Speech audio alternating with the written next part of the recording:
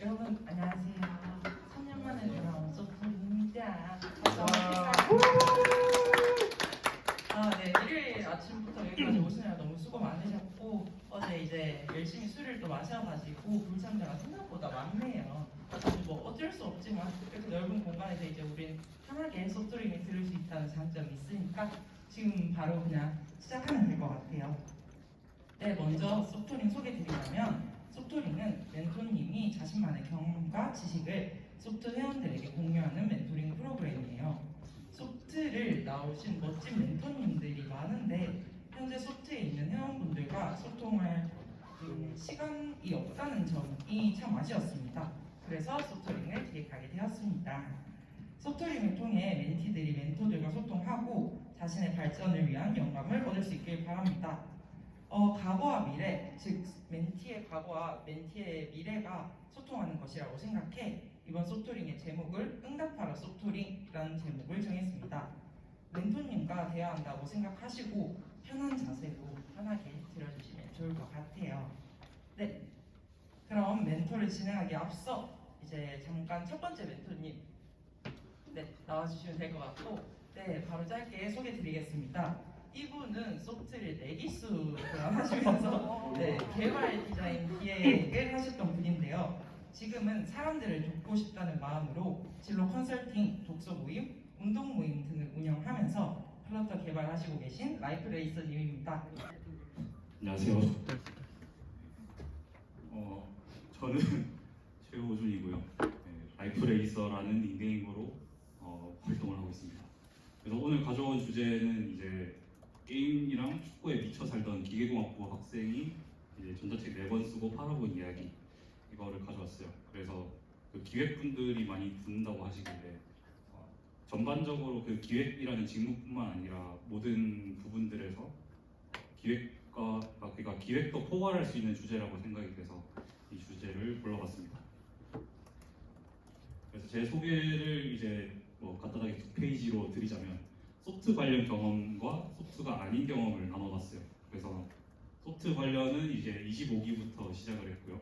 그래서 안드로이드 파트를 거쳐 안드로이드 파트장을 하고 디자인 파트도 하고 25기 때는 기획 파트에서 이제 북스테어즈라는 서비스의 PM을 맡았습니다. 그리고 그 중간에 했던 활동들은 이제 해커톤 번개를 한번 열어봤어요. 그 소커톤을 다들 해보셨겠지만 이제 YB 입장에서 한 번 하면은 살짝 그 앱잼까지 남은 기간들이 조금 있잖아요. 근데 내가 잘 할 수 있을까? 이런 고민을 저만 하는 게 아니라 다른 YB 분들도 한다라고 이제 생각을 했고, 그래서 협업 경험을 계속 많이 가져가보자라고 해서 25기 때 처음으로 해커톤 번개를 열고 26기 때는 이제 안드로이드 파트장 입장에서 또 2번 더 열고 이렇게 진행해봤습니다. 그리고 운동 스터디 컨트롤 바디들 아시나요? 네, 운동 습관을 더 쌓아주자라는 취지로 만든 스터디고요. 2년간 운영하다가 최근에 한 기수가 끝났습니다.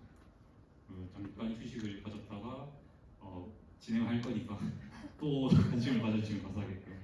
그리고 맛집 UX를 분석하자. 맛집 탐방하면서 메뉴판 구조가 왜 이럴까? 어떤 의도로 이거를 이렇게 했을까? 이런 것들을 이제 분석하는 스터디예요. 그거를 맛동산이라고 지어서 그거를 또 운영을 했고요.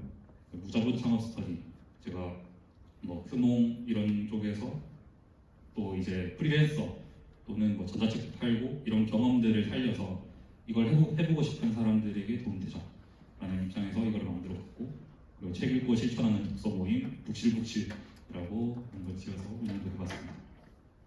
다음 소프트 이외의 경험으로는 지금 하고 있는 게 이제 슈퍼다츠라는 곳에서 토스랑 퀀다 초기 창업 멤버분들이 세운 회사인데 거기서 같이 일하다가 플러터 개발을 한 달 하다가 이제 마케터로 전향을 해서 또 그렇게 잡캐로 일을 하고 있습니다.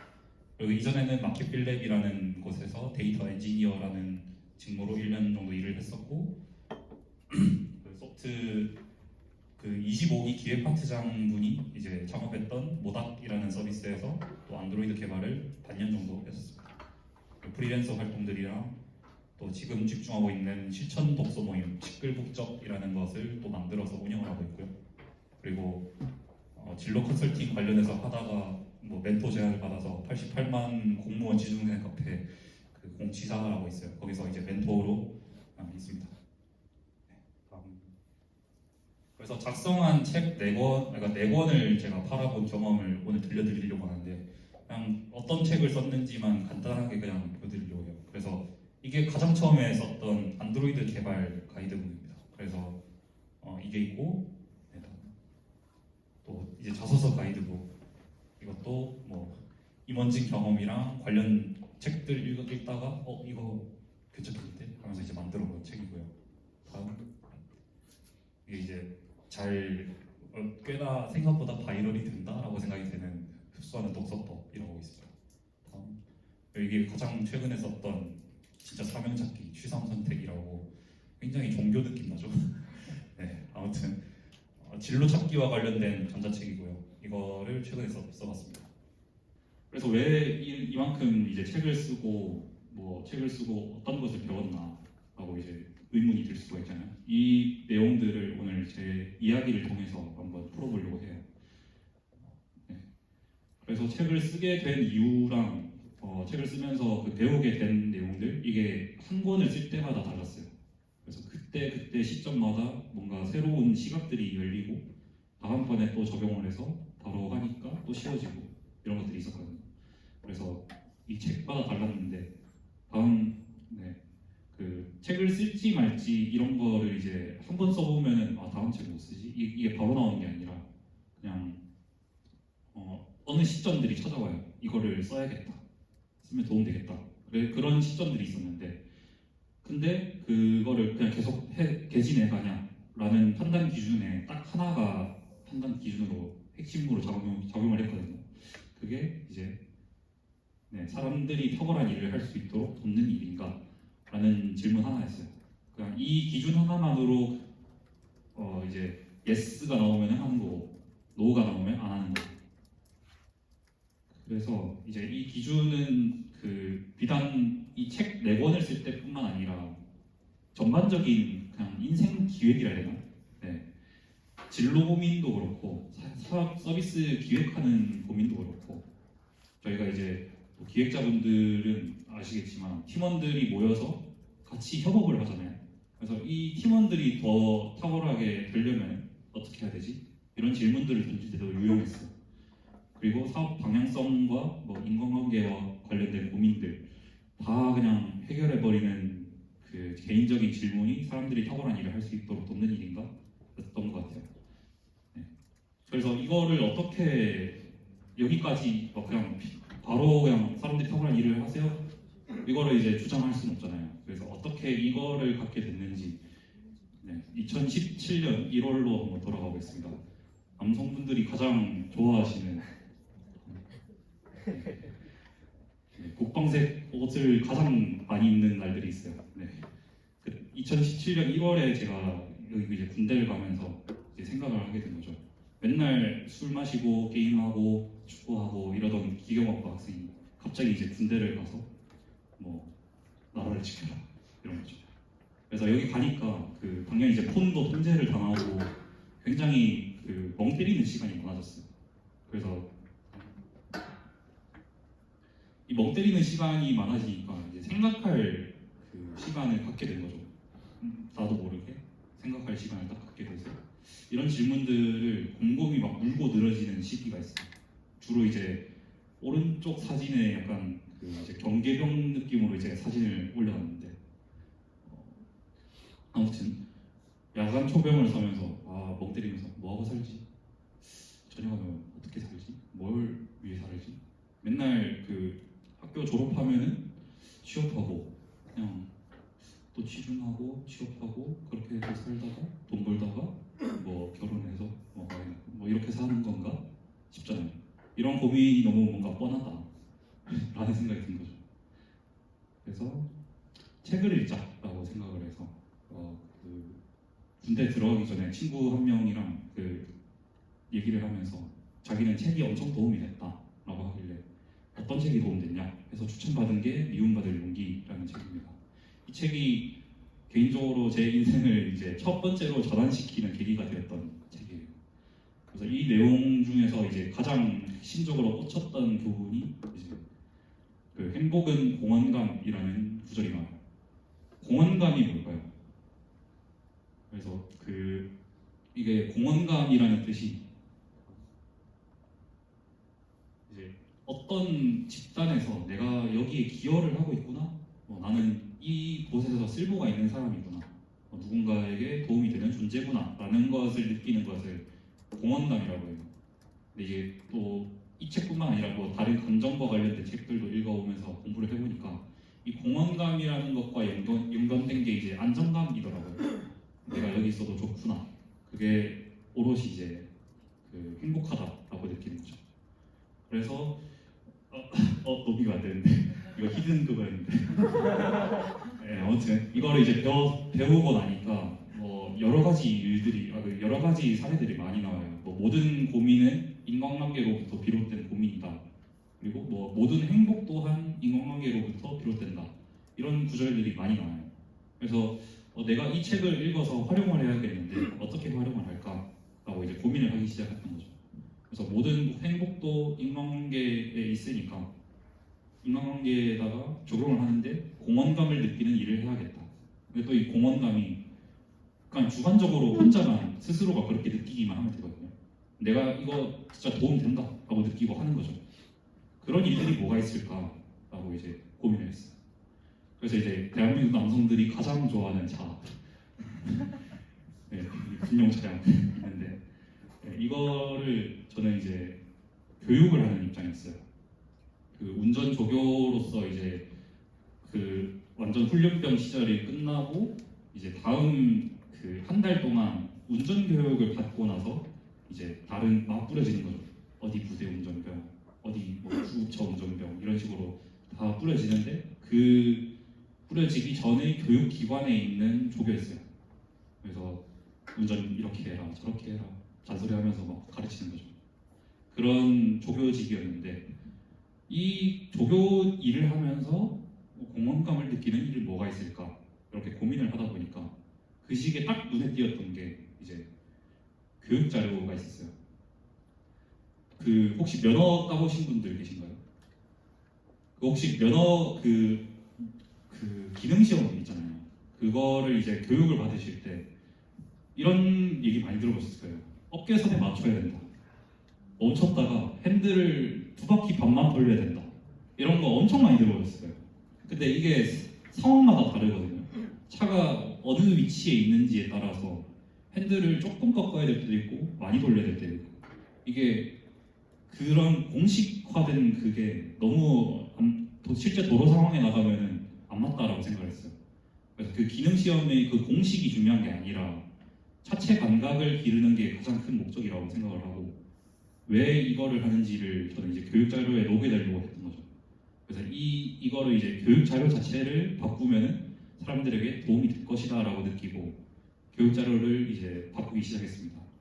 그래서 비포랑 애프터를 이제 가져왔는데 비포는 이제 예를 들어 이거죠. 굴절 코스는 면허 시험에 무조건 나온다. 외워라. 첫 번째 우측 밀착으로 시작해. 그러고 본네트 3분의 2점이 좌측 선 딱 통과하는 순간 핸들 빨리 꺾어 하면서 막 이렇게 이제 알려주는 거죠. 이 방식이 그냥 이렇게 외워서 타면은 실제로 타질 수도 있고 탈선하는 경우도 엄청 많거든요. 근데 이제 탈선하는 순간 조교들 정신 안 차려? 안 해요? 이렇게 이제 화를 내는 거죠. 근데 그렇게 이제 교육하는 게 굉장히 비효율적이고 도움이 안 된다라고 생각을 했고 그래서 이제 애프터로 이제 제가 이제 바꿔둔 교육 자료인데 이제 목적을 갖다가 심어놨어요. 굴절 교육은 이제 좌회전과 우회전을 할 때 우리가 어떤 부분들을 고려해서 지나가야 되는지 이거를 체득하기 위함이다. 그리고 첫 번째로 좌회전을 할 때 여유 있게 하려면은 이렇게 이제 좌측에 공간을 만들어 둬야 되기 때문에 우측 밀착을 해서 시작한다. 이런 식으로 한 항목마다 다 목적을 심어두고 왜 이렇게 하는지 이런 설명들을 좀 쭉 적어놨어요. 그리고 교육할 때마다 너 이거 왜 안 왔어? 이렇게 야단치고 하는 게 아니라 그냥 모를 수 있다 라고 이제 생각을 하고 그냥 바로 외워지는 게 아니라 타면서 자체 감각을 익히는 게 목적이니까 그냥 안 외워서 막 바들바들 조교님 죄송합니다 하면서 떨고 있으면 아 괜찮다, 모를 수 있다, 왜 이렇게 됐을까 한번 고민해보고 다음번에 어떻게 해야 될까 한번 계속 생각을 하게 하면서 그 상황 자체에 익숙해지게 계속 교육을 했죠. 그렇게 이제 거듭을 하다 보니까 그 수료율도 갑자기 올라가고 갑자기 결과가 좀 좋아지기 시작하더라고요. 그렇게 이제 저는 공헌감을 느끼기 시작했습니다. 그래서 이제 그거를 이제 받은 증표가 원래 한 달 딱 교육하고 끝나고 이제 빠이빠이 하고 이제 아저씨가 되거든요. 나 모르는 아저씨야 하면 절대 만날 일 없어 이러면서 이제 나 다 가게 되는데 그런 시절에 이제 편지를 하나 받았습니다. 그래서 교육생으로부터 뭐 운전 행위가 많이 무서웠는데 다른 조교님들의 것도 있겠지만 조교님의 뭐 왜 이래야 되는지 이런 것들이 꼼꼼하고 무엇이 되는지 정확하게 이해시켜 주시는 뭐 이런 것들을 딱 받다 보니까 갑자기 막 벅차오르더라고요 혼자. 그래서 공헌감 좋네 이렇게 느끼게 됐죠. 그래서 공헌감을 느끼는 일을 계속 해도 좋겠다라고 이제 느끼고 다음은 또 어떻게 해야 되나. 근데 공헌감만 이제 놓고 보면은 어떻게 돈을 벌어야 되지라는 일을 이제 생각을 하게 돼요. 사람들에게 도움이 되는 감정은 좋은데 나도 이제 돈을 벌어야 밥도 먹고 옷도 사고 이렇게 하잖아요. 그래서 경제와 관련된 책 이거를 찾아보다가 또 군대 생활관에서 동기가 추천해줘서 읽게 된 부의 추월차선이라는 책입니다. 이게 두 번째 인생의 전환점이 된 책이에요. 여기서 이제 제가 가장 크게 느꼈던 그 질문 한 가지가 이제 다음 화면에 그 공부 열심히 하고 대기업 취직하는 누군가가 미리 짜둔 각본대로 사는 게 아닌가 이런 질문을 이 책을 통해서 이제 던지게 된 거죠. 그래서 저도 그 한창 경계병, 뭐 야간 초병 이렇게 서고 있을 때 고민을 엄청 하던 내용이 그대로 적혀 있으니까 이 사람은 다르겠다. 또 뭐 람보르기니 타고 다녀요. 30대 때 은퇴했어요. 이런 얘기가 나오거든요. 그래서 뭐지? 하면서 이제 집중해서 읽게 된 거죠. 그래서 핵심은 뭐 다른 은퇴를 하라 뭐 이런 느낌인데 이거를 하려면은 사업을 해야 됐어요. 그래서 사업을 해서 뭐 많은 돈을 빨리 불린 다음에 은퇴를 해라 이런 느낌인데 여기서 이제 어떤 사업을 해야 되냐라고 했을 때 여러 가지가 있겠지만 인터넷을 활용한다라는 항목도 있었어요. 인터넷이 굉장히 많은 사람들에게 빠른 속도로 확산되기 좋다라고 해서 바로 이 책을 읽고 어떻게 활용해보지라고 이제 생각을 했을 때 이제 구글에다가 검색을 하게 돼요. 그냥 어플 만드는 방법 단순하게 딱 이렇게 딱 치고 거기서 나오는 것들을 좀 살짝 그 맛보기만 한번 해보고 안드로이드 개발을 배워야겠다. 그래서 이제 책을 이제 사는 거죠. 비전공자인데 안드로이드 개발 혼자 하기가 쉽지가 않더라고요. 그래서 뭐 책 찾아서 읽어봤는데 객체가 어떻느니 다양성이 어떻느니 뭐야 이거 하면서 막 엄청 당황을 했는데 이거를 또 배우려면은 자바가 필요하대요. 자바가 뭐야? 자바 책 사서 또 공부를 했죠. 공부하려니까 1000페이지가 넘네. 미쳤다. 또 읽고 나니까 클래스가 뭐였지? 인터페이스가 뭐였지? 뭐 이런 질문들이 계속 외계어들로 다가오는 거예요. 그래서 한 6개월 동안 계속 하긴 했는데 잘 안 됐습니다. 그런데 이제 제가 계속 맨날 페이스북이나 뭐 이런 데다가 계속 앱 개발과 관련된 고민들을 적다 보니까 한 친구가 이제 전화가 와요. 딱 한 번 만났었는데 자기가 이제 프로그래밍과 관련해서 사업을 하고 있다. 근데 너가 열심히 뭐 하는 것 같아서 이거 한번 전화를 해보자. 그래서 전화를 하니까 자기는 이제 프로그래밍 개발 공부할 때 아무것도 몰라도 그냥 클론 코딩을 통해서 했다 하더라고. 아무것도 몰라도 일단 유튜브 영상 보면서 따라 쓴다. 구현되는 거를 한번 작동을 시켜보고 이렇게 쓰면 이렇게 구현이 되는구나를 깨달으면서 그 영상을 무한 반복해서 봤다고 해요. 그래서 저도 똑같이 이제 그렇게 공부 방식을 바꾸고 나서 이제 개발 공부를 하기 시작했습니다. 그렇게 해서 처음 만든 책이 그 앱이 축구 퀴즈 축자라 테스트입니다. 그 축구를 너무 좋아해서 지금 디자이너분들이 이 화면을 보시면 되게 경악할 그런 디자인이죠. 무슨 공이 저따구로 생겼냐. 네. 그리고 뭐 결과 화면도 되게 풀 화면을 채우는 것도 아니고 되게 조그만 네모로 이제 당신은 몇 점입니다. 뭐 굉장히 구리죠. 네. 그런 저급한 앱을 하나 딱 만들어서 그래도 굉장히 뿌듯했어요. 내가 처음 만드네. 잘했어. 그래서 재밌어지는 거죠. 이제 다음 걸 뭘 할까 하다가 이제 그 개발 알려준 그 친구가 이제 프로그래밍 사업하고 있대잖아요. 그 친구가 지금이라도 빨리 프리랜서를 등록해라. 그래야 뭐 나중에 어떤 일을 하든 이게 포트폴리오가 될 거고 장기적으로 봤을 때 아주 좋은 행동이다라고 하길래 근데 이거 프리랜서 하면은 내가 지금 실력이 될까? 이런 의문들이 있잖아요. 그런 거 신경 안 써도 된다. 일단은 의뢰를 받아보고 대응하다가 보면은 네가 할 수 있는 게 있고 못하는 게 있다. 못하면은 거절하거나 나한테 넘기면 되고 할 수 있으면은 그걸 맡아서 해보면 된다. 이런 가이드를 주더라고요. 그래서 그런 생각을 딱 해보게 되니까 내가 무서워서 피하고 있구나. 그래서 바로 등록을 해서 한번 해봤습니다. 그래서 뭐 판매 완료가 14건이 찍혀 있는데 지금은 좀 관둔 상태. 개발은 좀 이제 살짝 내려놓는 상태가 됐습니다. 그래서 이 상태에서 이제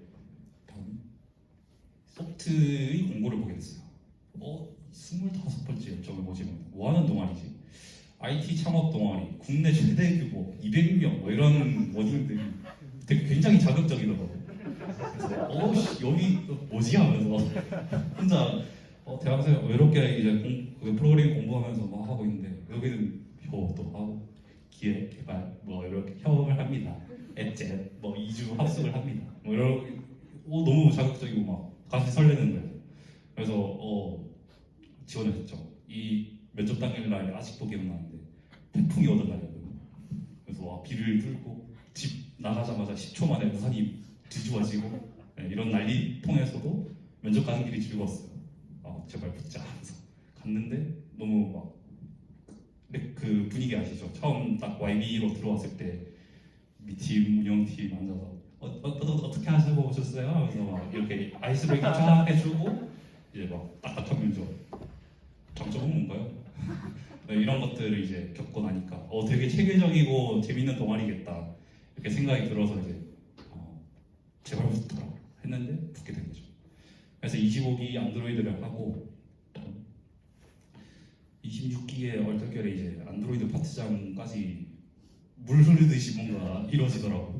뭐지 이거 하면서 내가 이걸 못했나? 하면서 막 이걸 했는데 아무튼 이 시기에 좀 특이한 일도 있었어요. 다음 화면에 나오는데 뭐 많이 겪었는데 내가 뽑았다.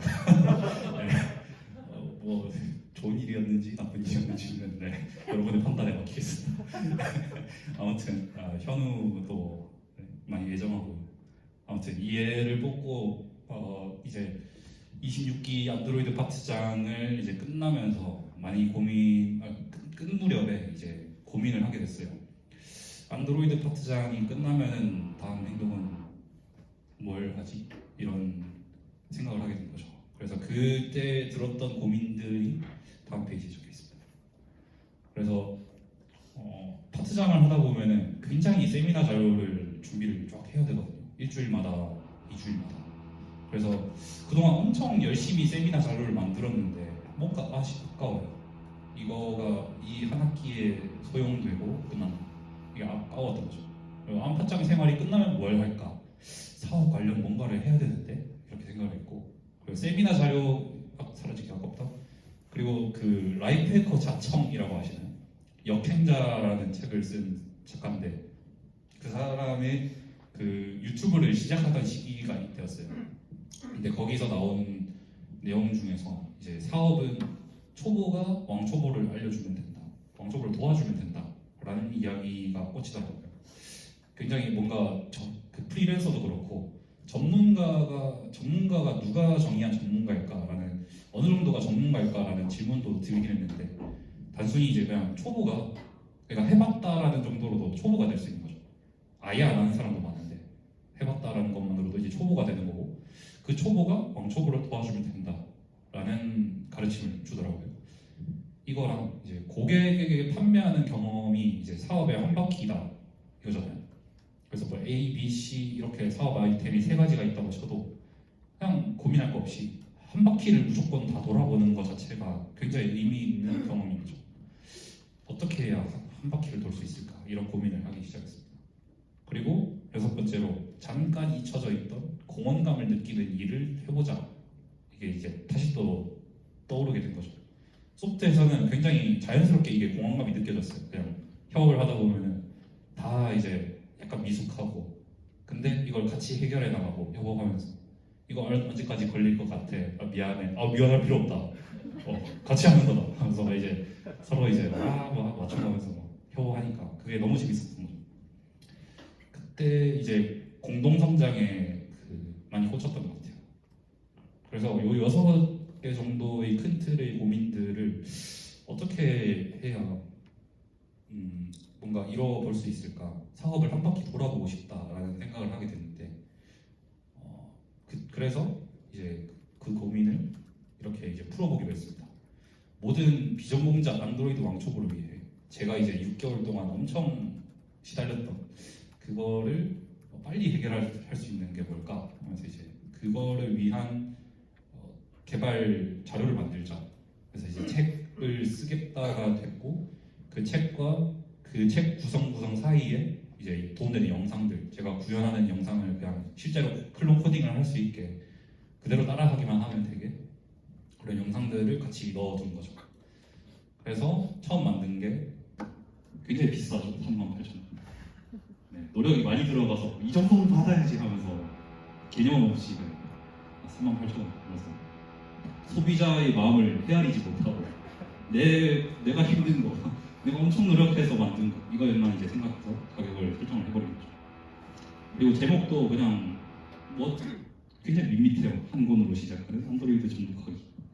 안드로이드 앱 개발하는 거 제대로 뭐가 제대로지? 하면서 이런 제목으로 판매를 시작했습니다. 그래서 판매가 잘 이루어졌을까요? 약간 느낌이 오시죠?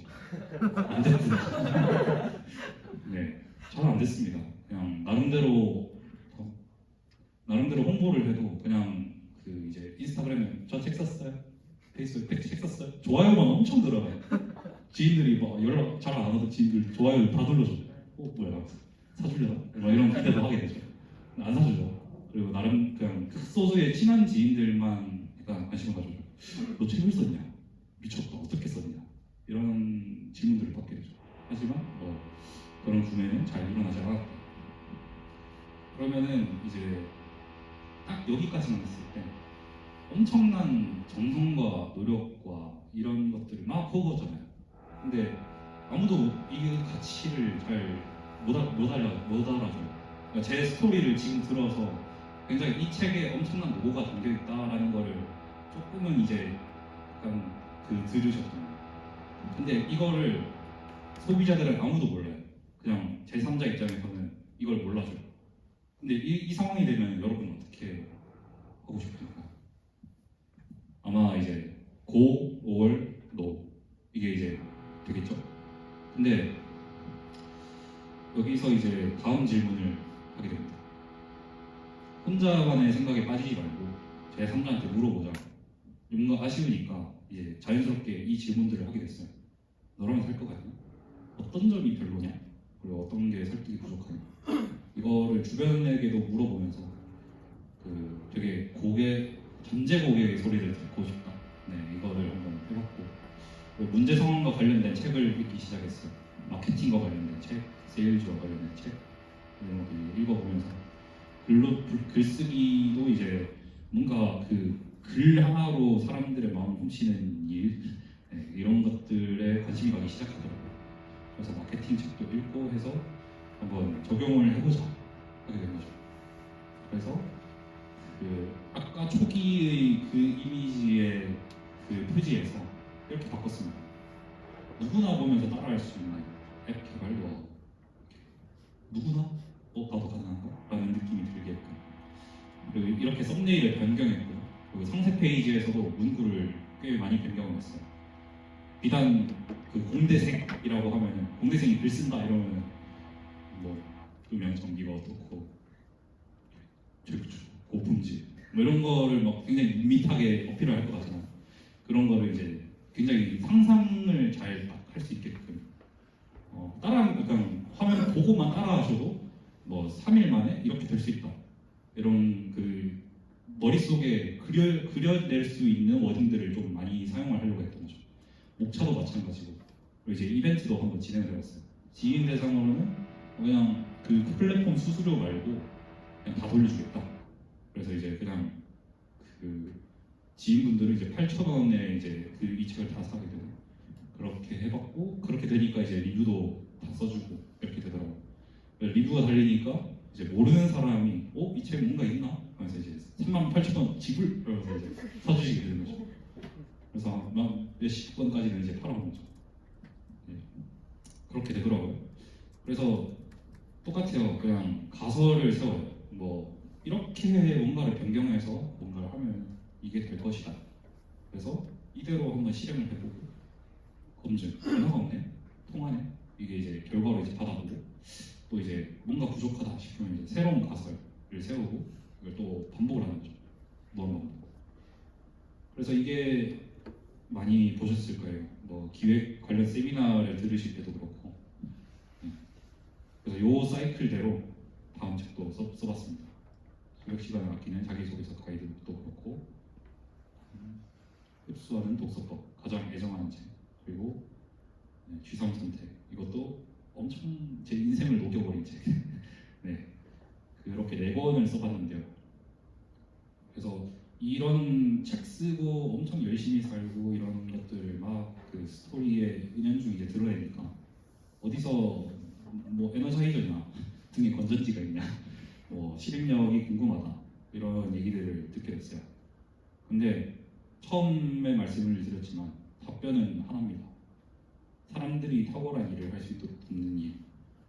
네, 그게 이 한 문장이 탄생하기까지는 굉장히 많은 시간이 걸리긴 했어요. 일과 관련된 책, 그 미움받을 용기도 관련되어 있고 소프트 경험도 같이 녹아있고 어떤 순간에 내가 행복감을 느끼면서 계속 추구해 나갈 수 있는 원동력이 될 수 있을까를 놓고 봤을 때 이 한 문장이 제 원동력을 가장 잘 설명하는 한 문장이더라고요. 그래서 이걸 계속 외치고 다니고 이걸로만 의사결정을 하다 보니까 계속 나아가게 되는 것 같습니다. 그래서 이거를 어떻게 하면은 여러분이 더 잘 흡수할 수 있게 할 수 있을까 해서 이제 도표를 한번 준비를 해봤어요. 굉장히 잘 안 보이긴 하는데 아무튼 나와 가족, 친구, 회사, 사회, 국가, 인류라고 적혀있거든요. 나로부터 멀어질수록 경계가 점점 이제 희미해져 가는 거죠. 그래서 나 위주로 이제 가장 많이 신경을 쓰게 되고 그다음에 가족, 친구, 사회사 이렇게 이제 거리가 좀 멀어지는 느낌이 나는 거죠. 그래서 이 도표를 왜 보여드리냐 했을 때 이 친구까지만 나는 이제 기꺼이 기여를 하겠다. 그러니까 공헌감이라고 할까요? 내가 여기 있어도 좋구나, 나 여기 쓸모 있는 존재야 라고 느끼는 그 단계가 친구까지만 이제 한정이 되면 이렇게 돼요. 돈 벌어서 난 가정에 기여를 하고 친구들 밥도 사주고 여행도 같이 다니고 이렇게 하자. 근데 이제 회사에는 기꺼이 기여는 안 하잖아요. 회사는 이제 돈 벌어오는 거, 내 시간과 노력 갈아서 뭐 이거 해주고 돈 받아오는 거 이렇게 이제 느끼는 거죠. 내 시간을 희생해서 돈을 받아오고 거기서 이제 그 돈으로 친구와 가족과 나에게만 굉장히 기여를 하자. 이렇게 경계가 나뉘어버린 경우가 굉장히 많더라고요. 진로 컨설팅과 뭐 자소서 이런 컨설팅들을 해봤을 때 이 단계의 의식 수준에 머물러 계신 분들이 굉장히 많이 보였습니다. 그래서 이걸 어떻게 해결할까 했을 때 이제 나, 가족, 친구를 넘어서 회사에도 내가 어떤 도움을 줄 수 있을까를 고민해보게 되는 거죠. 그래서 어떻게 업무가 더 잘 되도록 할까? 어떻게 이 회사의 매출에 기여를 할 수 있는 사람이 될까? 이런 것들을 능동적으로 고민을 해서 이거를 공유하면 도움이 되겠다. 뭐 이런 능동적으로 이런 사고를 하게 되는 순간 알아서 이제 본인 성장도 따라오고 계속해서 문제를 해결하고 싶다는 원동력도 생기고 하는 거죠. 그래서 자연스럽게 이 회사 그 사업가 입장에서 우리 회사를 위해서 이렇게나 위해주는데 당장 헤드헌터들이 눈치채기 전에 빨리 급여를 인상시켜서 잡아주던가 복지를 엄청 해서 뭐 잡아주던가 이런 어떻게든 조치를 취해야 똑똑한 사업가죠.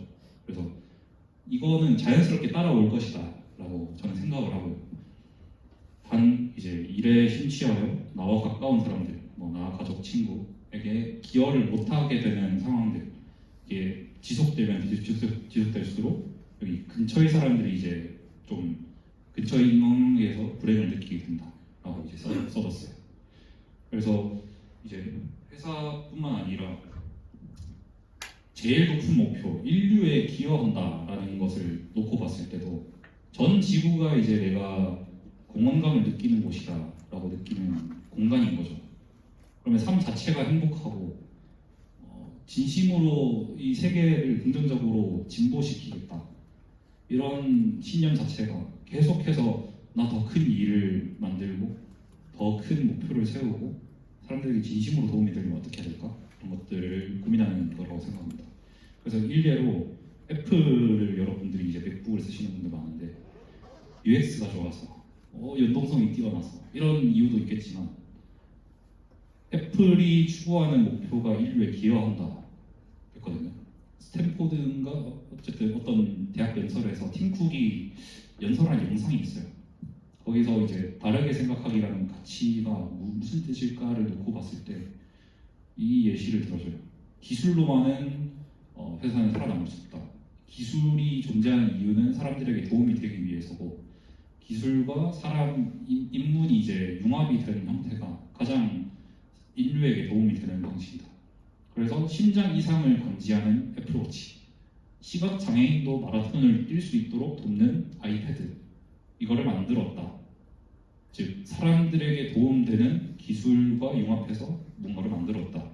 이게 다르게 생각하기를 통한 애플의 움직임인 거죠. 그래서 이게 인류에 기여하는 기업이구나라고 생각이 들었습니다.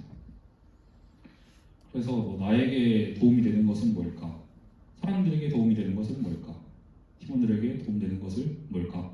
이런 것들을 계속해서 이제 스스로가 질문을 던지게 되는 과정들을 계속 밟아나가고 계시다고 생각하는데 이제 저는 결론을 그냥 완벽한 답을 찾아야겠다라고 하는 중요성을 내려놨어요. 완벽한 건 다 없고 그냥 해보는 거죠. 그저 사람들에게 도움되는 것을 한다 이런 의도 하나만으로 이제 무한반복 실험을 시작한 겁니다. 그래서 아까 말씀드린 가설 세우고 실행해보고 안 되면 검증해서 뭐 개선해서 새로운 가설 또 세워보고 이거를 이제 무한반복해서 돌리는 거죠. 그렇게 해서 연관된 기획과 관련된 용어들로 뭐 크로스 해킹이라는 것도 있고 PDCA 사이클 이런 것도 있어요. 다 똑같아요. 그냥 프로덕트가 이렇게 해서 고객에게 보여졌을 때 전환율이 뭐 안 나온다. 또 새로운 가설 이렇게 하면 전환율이 올라갈 것이다. 가설 세우고 그거에 대해서 실험을 해보고 검증을 해보고 데이터를 받아서 보고 이 데이터가 더 올라가려면 이 수치가 더 올라가려면 이렇게 해야 된다. 또 가설을 세우고 이걸 반복하는 거죠. 프로덕트 단에서는 그렇게 할 수 있고 마케팅 단에서도 비슷해요. 이 문구로 했더니 이렇게 전환율이 나오더라고요. 이 문구를 이렇게 바꿔보면 어떻게 될까? 실험을 해보고 검증을 해보고 또 새로운 가설을 세워서 계속 최적화를 시켜나가는 그런 흐름이었습니다. 그래서 뭔가 완벽한 거를 한 번에 찾아야 된다라는 개념을 많이 내려놓고 그냥 빠르게 실험을 해보고 검증하고 배워서 또 다른 거를 다음 스텝을 밟아나간다. 이 과정을 무한반복한다 라는 개념인 거죠.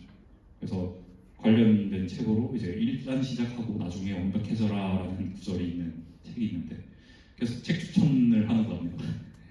아무튼 결단이라는 책이 떠올라서 가져와 봤습니다.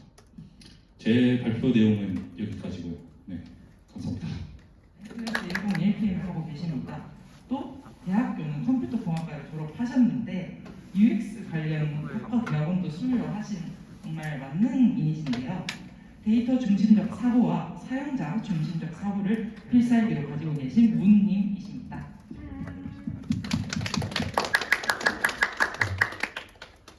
네, 안녕하세요.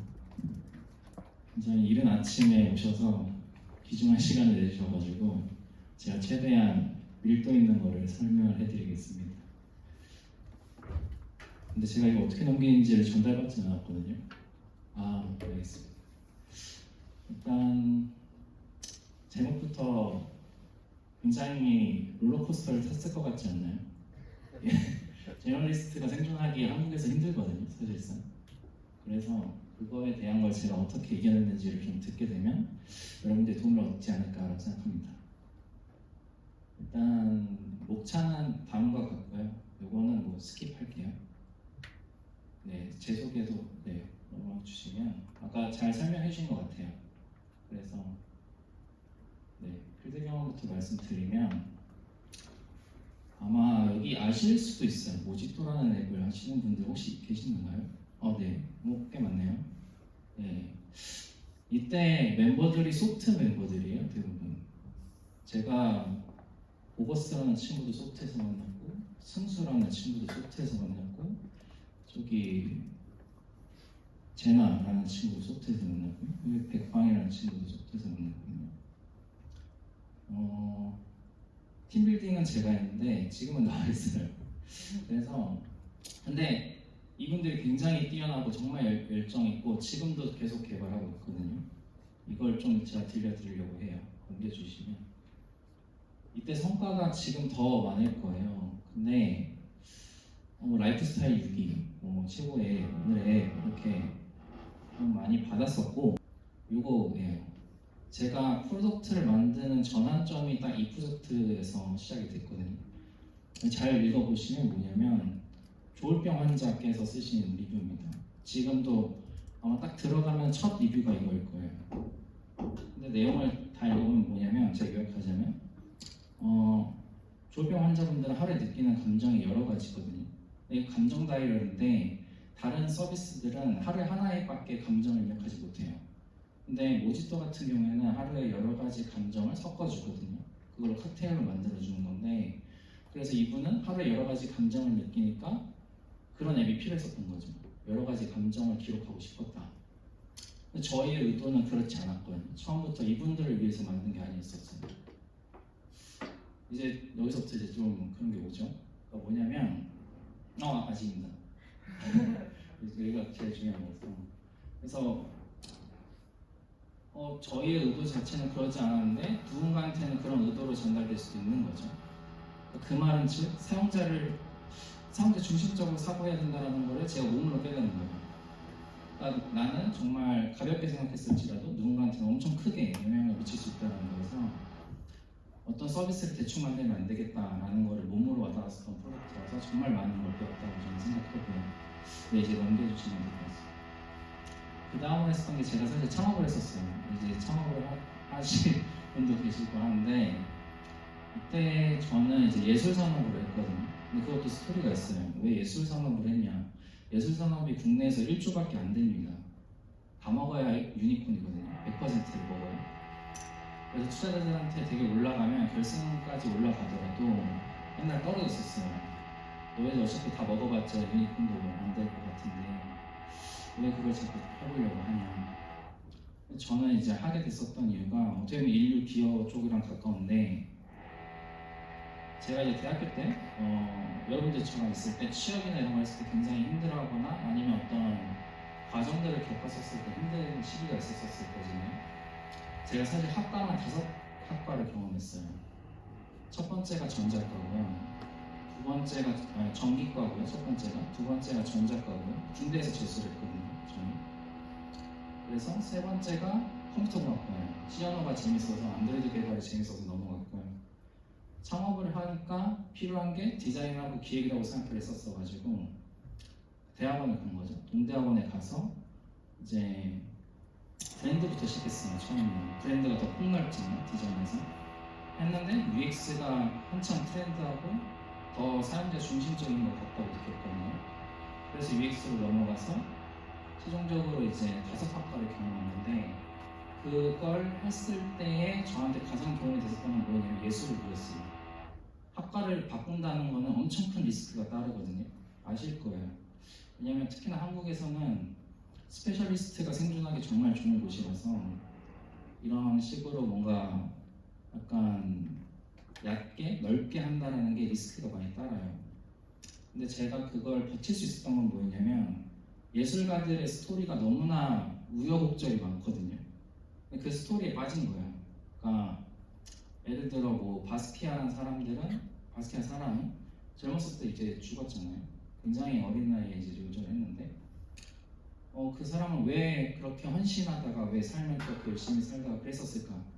라는 거에 대해서 그 사람의 스토리를 듣다 보면 아 이게 죽음이라는 게 굉장히 빨리 올 수도 있는 거구나 이런 생각들을 하게 되거든요. 그래서 이 산업에서 저한테 주는 메시지가 엄청 컸었어요. 근데 이 산업이 도태되는 게 보였거든요. 한국에서는 NFT가 뜨기 전까지는 굉장히 도태됐고 NFT 뜨더라도 지금 엄청 하향이잖아요. 그래서 한번 산업을 살려보자 라는 취지에서 창업을 했었고 멤버들을 모았겠죠. 잠깐 넘겨주시면 그 멤버들을 모았다가 이제 처음에는 한 3-4명이었다가 나중에는 사이드 프로젝트로 돌리면서까지도 했었어요. 그러니까 자본이 없으니까 못 버티니까 그때는 이제 동아리나 무슨 대회 나가서 500만 원, 1000만 원 겨우겨우 이제 모으거나 외주에서 이제 그걸로 충당하거나 이랬거든요. 근데 어떻게 해서든 악착같이해서 2년을 버텼어요.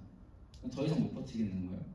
그러니까 이 시장에 대한 검증을 할 수 있는 방법을 그 나이에는 몰랐던 거예요. 그러니까 제가 이제 대표이자 PM으로서 아직은 레벨이 그렇게 높지 않았던 거죠. 이 시장을 뚫을 정도예요.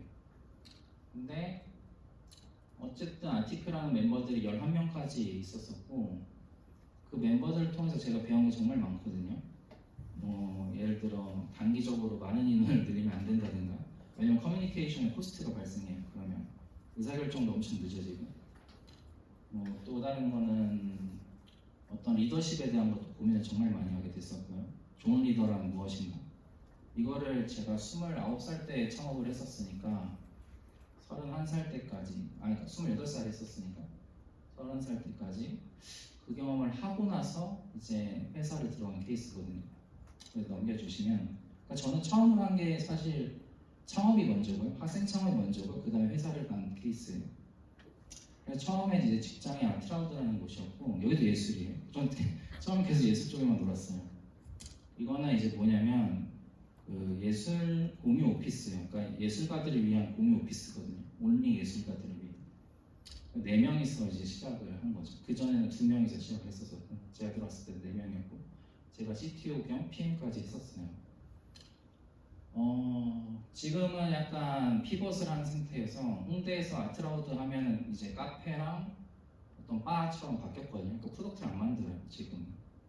그때 이제 제가 있을 때 잠깐 했었던 것 같고 넘겨주시면 됩니다. 그 다음으로 간 게 또 예술이죠.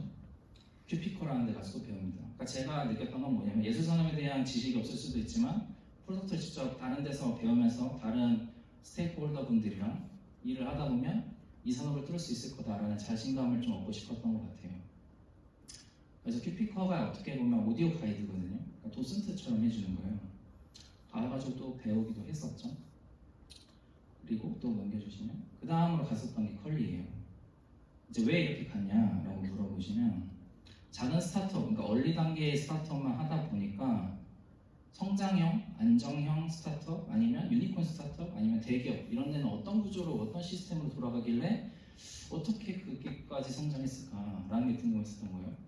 인원도 엄청 많을 텐데 분명히 코스트가 엄청 생길 텐데 그걸 어떻게 관리할까? 저도 언젠가는 그렇게 가고 싶어 하거든요. 저도 한국의 유니콘 예술 산업에서 유니콘을 만들고 싶은 쪽인데 그러기 위해서 이들의 시스템을 알아야 되겠다 하고 들어갔었어요. 근데 제가 느꼈던 건 뭐냐면 딱 저 문장이거든요. 회사는 자본으로 성장했을지 모르지만 그 안에 소속된 누군가는 동료들의 기다림으로 성장했다. 여기서 기다림이라는 게 굉장히 중요한 포인트인 것 같아요. 그러니까 여러분들이 아마 회사를 들어가게 되면 처음에 진짜 의기양양합니다. 내가 예를 들어 내 카라쿠를 풀었다. 정말 자신감 뿜뿜하거든요. 막상 근데 현실 딱 가면 진짜 주니어예요. 왜냐면 위에 분들도 똑같은 경험을 했어요. 저도 똑같았어요. 처음에 진짜 의기양양했다가 내가 뭔가 다 문제를 풀 수 있을 것 같고 뭔가 혁신할 수 있을 것 같고 하지만 저보다 먼저 갔었던 시니어분들, 리더분들 또한 그랬었을 거고요. 그걸 식견내지 못하면 굉장히 힘들어요. 회사 생활이. 그러니까 자신감이 넘치는 건 좋지만 그 넘친다는 거를 약간 과하게 하게 되면 엄청 힘들어요. 근데 그걸 동료들은 기다려줍니다. 너가 식견내릴 때까지를. 특히나 저는 창업을 했었고 다음에 간 케이스라서 의사결정하는 걸 엄청 좋아하죠. 대부분 의사결정에서 제가 최종적으로 했었으니까. 근데 여기서 똑같이 해보고 싶어서 저는 막 CTO 찾아가고 그러니까 총 직원이 3,000명이 넘는데 CTO 찾아가서 원원해요. CEO한테도 뭐 질문하고 가다가 만나면 그러니까 그것도 완전 이제 막 들어온 깐난아기가 완전 주니어가 그러니까 제 PM 사수분은 좀 걱정이 되겠죠. 아 얘가 일을 막 다 가지고 오니까 일을 막 딴 데서 하고 싶어 했었거든요. 저는 그때 당시 했었던 가장 어이없는 얘기가 뭐였냐면 메타버스가 한창 뜰 때였거든요. 이커머스도 메타버스로 가야 됩니다 막 이랬었어요. 그러니까 저는 제 속으로 스스로 생각하고 어떻게 이거를 PR을 하지? 언젠가는 이커머스도 메타버스로 갈 텐데 하면서 그런 고민에 막 남아서요. 이제 다른 분들은 야근할 때 일을 한다면 저는 남아서 그런 포트폴리오가 만들고 있고 막 이랬었어요. 그러니까 어떻게 보면 주객이 전도된 거죠. 본인이 하고 싶어 하는 걸 하고 싶으니까. 그러니까 그걸 못 시켜내린 거예요. 처음에는. 창업할 땐 내가 하고 싶어 하는 걸 하고 있었으니까. 근데 사실상 정말 하고 싶은 건 뭐였어야 하냐면 사용자가 원했던 걸 해야 되거든요. 저는 컬리에서 그걸 못했어요. 사용자가 원했었던 건 그게 아니었던 거거든요. 당장 메타버스 가고 싶지 않았었을 거예요. 사용자는. 지금 이 웹2에서도 힘든데. 근데 저는 그걸 더 앞서고 싶었었던 거죠. 그래서 이게 퇴사하고 나서 저는 그걸 딱 깨달았었어요. 일하는 동안에 잘 못 깨달았던 것 같고 퇴사하고 나서 동료들한테 다시 연락해가지고 죄송하다는 긴 장문의 메시지를 보내면서 제가 정말 어리석었다. 왜 그때 저를 좀 더 꾸짖어주지 않았냐 이런 거 좀 일절의 말 없이 일단 제 넙죽 엎드리면서 얘기를 하면서 다시 뭐 연락하고 이렇게 지내는데 어쨌든 그러한 곳을 배웠었던 곳이거든요. 그거 넘겨주시면 지금이 이제 클래스 101인데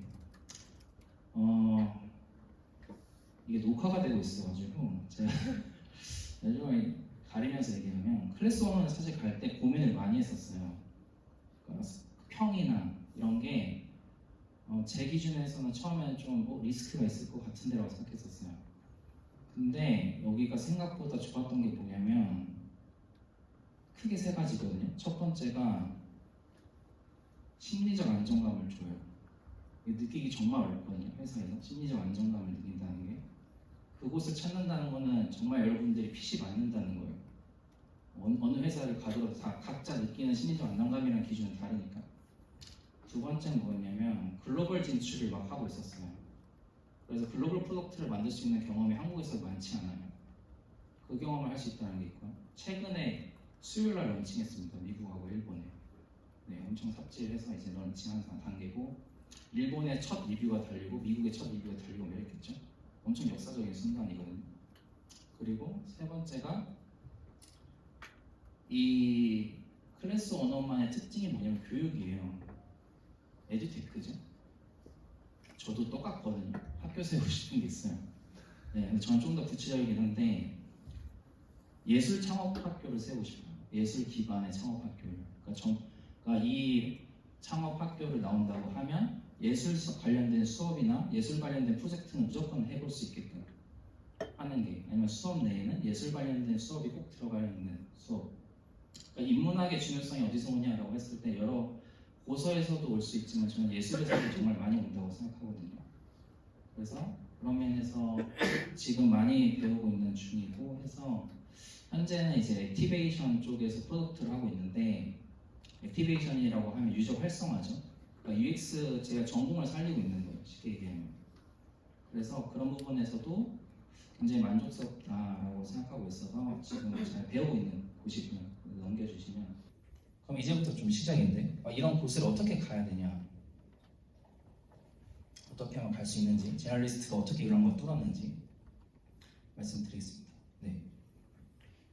크게 7가지예요. 제가 생각하는 PM으로서 갖춰야 하는 자질은 크게 7가지인데 제가 계속 앞에서부터 얘기했었던 사용자 중심적 사고가 제일 중요하다고 저는 생각하고, 두 번째가 이제 데이터 중심적 사고고, 비즈니스적 관점, 딥다이브, 커뮤니케이션, 그리고 추진력, 그리고 마지막 그립, 끈기. 근데 좋은 PM이란 뭘까라고 했을 때 제가 처음에 느꼈던 건 데이터 중심적 사고였었어요. 의사결정을 위해서 데이터 중심적 사고였는데 어느 순간부터는 사용자 중심적 사고고, 사실 여기에 적혀있지 않은 게 있습니다. 뭘까요? 0번이거든요. 그게 제일 중요한 거예요. 혹시 아실까요? 제가 잠깐 얘기했었는데 의사결정이에요. 좋은 PM이란 좋은 의사결정을 할 수 있는 사람이고요. 그 좋은 의사결정을 하기 위해서 이게 필요한 거거든요. 네, 그것만 해도 8알 이상은 저는 먹힌다고 생각해요. 네. 좋은 의사결정을 하기 위해서 사용자 중심적으로 생각해야 되고, 데이터 중심적으로 생각해야 되고, 비즈니스적 관점을 생각해야 되고, 그 서비스, 그 프로젝트에 몰입하고 있어야 되고, 그 유관부서, 스테이크홀더들이랑 커뮤니케이션이 잘 돼야 되고, 그게 되어 있으면 막 추진력이 빨라야 되는 거고, 그걸 통해서 끈기 있게 버텨야 되거든요. 여러 가지 가설들을 세우고 실행해보고 후속 가설 설정하고, 배운 걸 통해서 레슨런한 걸 바탕으로 다시 또 다음 가설 설정해서 반복, 이걸 해야 되는 거여서 7가지가 굉장히 중요하다. 그거를 위한 가장 최종 골은 뭐였냐? 의사결정이다. 그래서 여러분들이 만약에 PM을 하고 싶다면 어떻게 하면 좋은 의사결정을 할 수 있을까만 고민해도 정말 뛰어난 PM이 됩니다. 클래스 언어에서는 C레벨 분들이 현재는 다 아마존, 뭐 리드분도 메타에서 오고 막 이래요. 그전에는 그렇지 않았거든요. 그러니까 글로벌로 진출하려고 하니까는 그런 분들을 계속 모셔오는 건데, 여러분 나중에 지원하셔도 됩니다. 네. 그런데 다른 이제 현재로서 가장 많이 하는 얘기가 있어요. 스텝백이라고 하거든요. 멀리 뒤로 한 발짝 물러서서 이제 크게 보라는 거죠. 그러니까 PM들이 잘 못하는 것 중에 하나가 단기 문제는 정말 잘 풀어요. 하나씩은. 근데 이게 다른 것까지의 영향이 어떻게 미칠 거는 크게 고려하지 않아요. 리소스가 없어서 이렇게 여러 가지 이유가 많거든요. 근데 그게 몸에 배어 있으면, 예를 들어 1번 문제를 푼으로써 2번, 3번, 4번, 5번까지 풀 수 있는 큰 스텝백을 할 수 있거든요. 근데 그걸 잘 못하면 1번 문제를 1번 해결책으로밖에 못 푸는 거예요. 뛰어난 PM은 스텝백해서 그걸 할 수 있겠죠. 한 번의 결정만으로 여러 가지 풀 수가 있는 어떤 구조를 만들겠죠. 네, 그게 중요하다고 생각합니다. 네, 넘겨주시면. 그 다음에 이제 여러분들이 많이 하고 이제 계시는 프로젝트에서는 당연히 툴에 대해서 익숙해져야 되겠죠. 회사에서 쓰는 툴도 좀. 크로는 사실 여기서 리데시라는 데이터 엔진 그 프로덕트도 쓰고 있고, 앰플리튜드라는 것도 쓰고 있고, 그 외에는 슬랙으로 이용하고, 피그마나 노션 이렇게 이용하고 있어요. GA는 이용하지 않고 있지만, 아무튼 요거까지는 아시면 사이드 프로젝트나 어떤 창업을 할 때는 딱 요것만 알아도 된다고 생각합니다. 네. 그 다음이 사실 제가 읽은 책은 요거의 한 2배 정도 더 되는 것 같아요. 그 중에 일부를 가져왔는데, 저도 책 읽는 걸 굉장히 좋아하는데, PM을 한다라는 거는 그냥 평생 공부하겠다고 생각하시면 돼요. 네. 물론 다른 롤도 똑같긴 한데, PM은 사실 기획도 알아야 되고, 개발도 알아야 되고, 디자인도 알아야 되고, 어떻게 보면 보안 쪽도 영역이고, 데이터도 알아야 되고, 다 알아야 돼요. 제너리스트 성향의 사람들이 PM을 잘 하거든요. 제너리스트라는 게 모든 영역을 제너럴하게 한다는 게 아니라요. 그 중에 하나의 무기는 있어요. 제너리스트 또한. 스페셜리스트는 처음에 하나를 쭉 팠다가 점차 이렇게 퍼지는 거고요. 정규 분포를 그리는 거고, 제너리스트는 이제 이걸 얕게끔 해서 점차 정규 분포가 커지는 거죠. 위로 솟구치는 거. 그래서 궁극적으로 봤을 때는 약간 유사할 수도 있는데, 어쨌든. 그래서 그래서 이런 아티클이나 뭐 브런치 글이나 책들을 계속 읽는 습관이 되어 있어야 한다라는 거고요. 또 이런 토스에서 오신 분도 계신 것 같은데, 네. 그 토스 컨퍼런스나 뭐 스펙트럼 콘이나 뭐 프롬 디자인이나 이런 데서도 이제 이런 세션들이 많이 열리잖아요. 그래서 정말 좋은 인사이트도 많거든요. 토스 최근에 캐링 캐퍼시티라는 CC로 이거 엄청 핫했잖아요.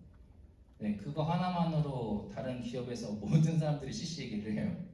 그러니까 얼마나 영향력이 이제 좋은 회사인지도 있겠지만 그 개념에 대해서 다들 공감한다라는 거예요. 중요하다. 그러니까 그런 거를 이제 잘 아셔서 최대한 따라가야 한다라는 것도 있고요. 또 다음이 이제 뭐 인터넷 강의 같은 것도 있겠죠. 저는 사실 자기 전에 이거 틀어놓고 자거든요. 그러니까 자기 딱 좋아요. 틀어놓고. 그러니까 정보는 계속 수집하는 거고 그냥 틀다가 이제 졸리면 자는 거예요. 그러니까 뭐 그런 것도 있고요. 네, 또 넘겨주시면 이제 이게 저가 남들과 다르게 하는 방법 중에 하나인 것 같은데 책을 읽으면 그냥 읽는 게 아니고요. 사색을 해요. 무슨 말이냐면 그 곱씹으라는 건데 저는 책을 읽을 때 한 책만 읽지 않고요. 세 가지를 번갈아 가면서 읽거든요.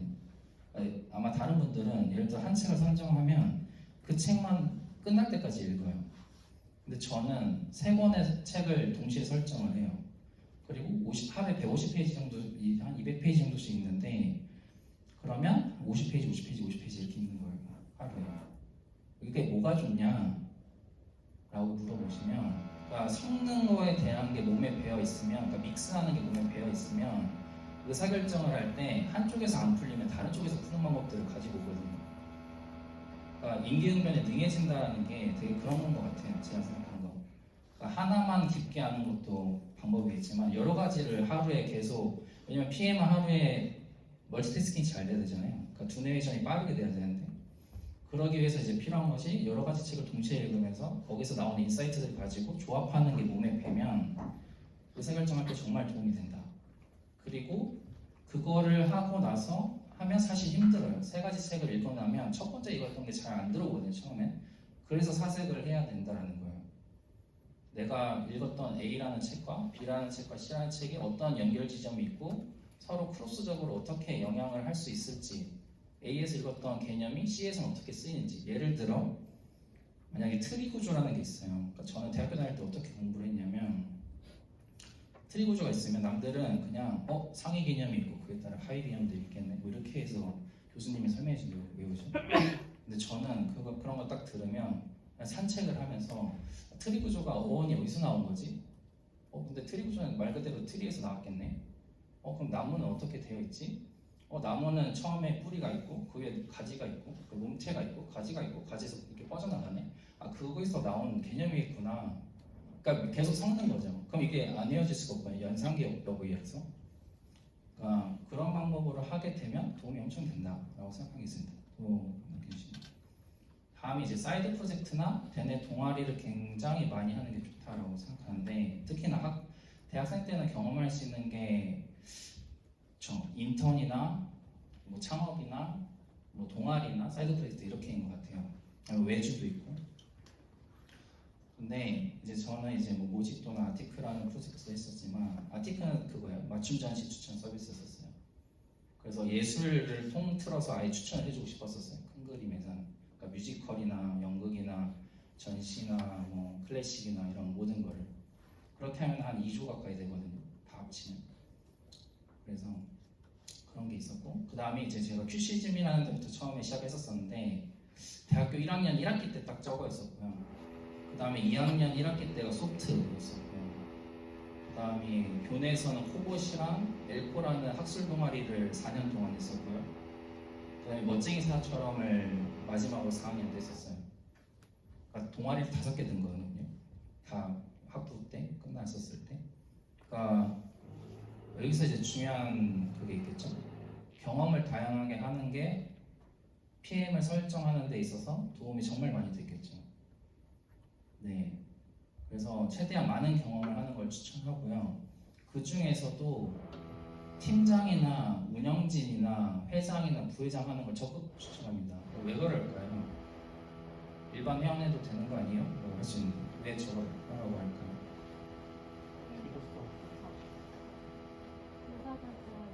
맞아요. 의사결정을 많이 하는 롤인 거예요. 위에 올라갈수록. 그리고 관리를 계속 매니지먼트를 하잖아요. 회원분들을. 그 경험이 대학생 때부터 있는 사람과 이제 회사 들어가서 하는 사람은 당연히 경험 차이가 다르겠죠. 그러니까 저는 재능이 아무리 있어도 재능은 빨리 배우는 데는 도움이 된다고 생각해요. 근데 재능이 아무리 있어도 경험을 못 넘어서 한다고 생각하거든요. 그러니까 재능이 많은 사람보다 경험이 많은 사람이 이긴다라고 저는 생각하는데, 그래서 경영자들 대부분 40대 때가 진짜 전성기라고 하는 게 그런 거라고 저는 생각하거든요. 그래서 이런 걸 많이 하시면 좋다. 그 말은 즉 소프트 운영진을 다음에 지원하시면 좋다 라는 얘기입니다. 네, 또 넘어가주세요. 그리고 이제 아까 얘기했어요. 인턴이나 외주나 프리랜서 같은 거를 꾸준히 하시면 좋아요. 그러니까 또 외주도 많이 하셨던 연사님도 계신데 진짜 무시 못합니다. 외주한 경험이 어떤 게 좋냐면, 제가 느낀 점에서는 다른 회사에서는 어떤 문화로 어떻게 일을 하는지를 일단 볼 수가 있어요. 왜냐면 내가 개발자로 들어가게 되면 어쨌든 기획자나 디자이너랑 소통을 하잖아요. 외주한다고 해서 그냥 기능에서 딱 주고 구현해 라는 데도 있지만 소통하게끔 하는 데도 있어요. 아니면 외주한다고 했을 때 직접 출근해서 하는 데도 있거든요. 일주일에 한 번, 두 번, 그러니까 인턴처럼 하는 것도 있고. 그래서 출근해서 여기는 이 회사는 이렇게 일하는구나 라는 거를 핏을 맞출 수도 있어요. 그래서 맞으면 그냥 저 취업할게요 이렇게 나중에 졸업하고 해도 되는 거고, 그게 아니더라도 다른 회사의 문화나 시스템을 볼 수 있어서 PM으로서 일할 때 도움이 엄청 돼요. 여기선 PM이 이렇게 일하는데 시행착오들이 이런 게 있었구나. 그러면 나는 그걸 보완을 해야 되겠다 라는 게 생깁니다. 넘겨주시죠. 그 다음에 이게 이제 중요하죠. PM으로서 어느 정도 자질이 갖췄다. 오퍼 받는 방법이 있어야 돼요. 그러니까 무슨 말이냐면, 되게 대부분 학생들은 본인들이 이제 찾으러 다니죠. 근데 앉아서 받는 방법이 있어요. 네, 저는 앉아서 받는 편인데, 그거 넘겨주시면 SNS에 이게 뭐 양날이 검이 될 수도 있어요. 잘못하게 되면. 근데 잘하면 SNS에 글을 올려요. 뭐 퇴사 직전에 퇴사합니다 올리고, 뭐 졸업하기 직전에 졸업한다 올리면서 포트폴리오 관련된 어떤 이력서를 쭉 쓰는 거죠. 여기서 쭉 쓰고 하면 여기 보시면 한 100명 정도 좋아요 눌렀고, 한 200 몇 명 정도 눌렀었어요. 이 오른쪽에 있는 게 작년 PM 한참 열풍이었었을 때고, 이게 올해 혹한기일 때도 이랬거든요. 얼어붙어 있었을 때도. 저기 보면 댓글이 한 40개 있어요. 저게 다 대표님들이나 이제 그 HR 담당자분들이 이제 댓글 다는 거거든요. 제가 저때 40군데에서 오퍼를 받았었어요. 거짓말을 안 하고. 그러니까 SNS로만. 그러면 그냥 저는 앉아서 그동안 썼던 프로젝트들을 다 정리해서 올린 거고, 그거 핏에 맞는 대표님들은 한참 PM 이제 없으니까 어떻게 해서든 만나려고 해요. 그러면 이때 좋은 점이 또 있어요. 뭐냐면 대표랑 원어원을 할 수가 있어요. 각 회사에 대표랑. 일반 스테이크홀더나 그런 PM을 하는 게 아니라. 왜냐면 대표가 요청했으니까. 그러면 대표의 어떤 문화나 뭐 정체성이나 이 회사를 어떻게 만들었는지, 왜 만들었는지, 아니면 대표가 그 다음 비전을 넥스트 스텝으로 뭘 보고 있는지를 다 듣거든요. 그걸 다 들으면 창업으로 이어질 수도 있고요. 왜냐면은 현재 트렌드가 뭔지가 보여요.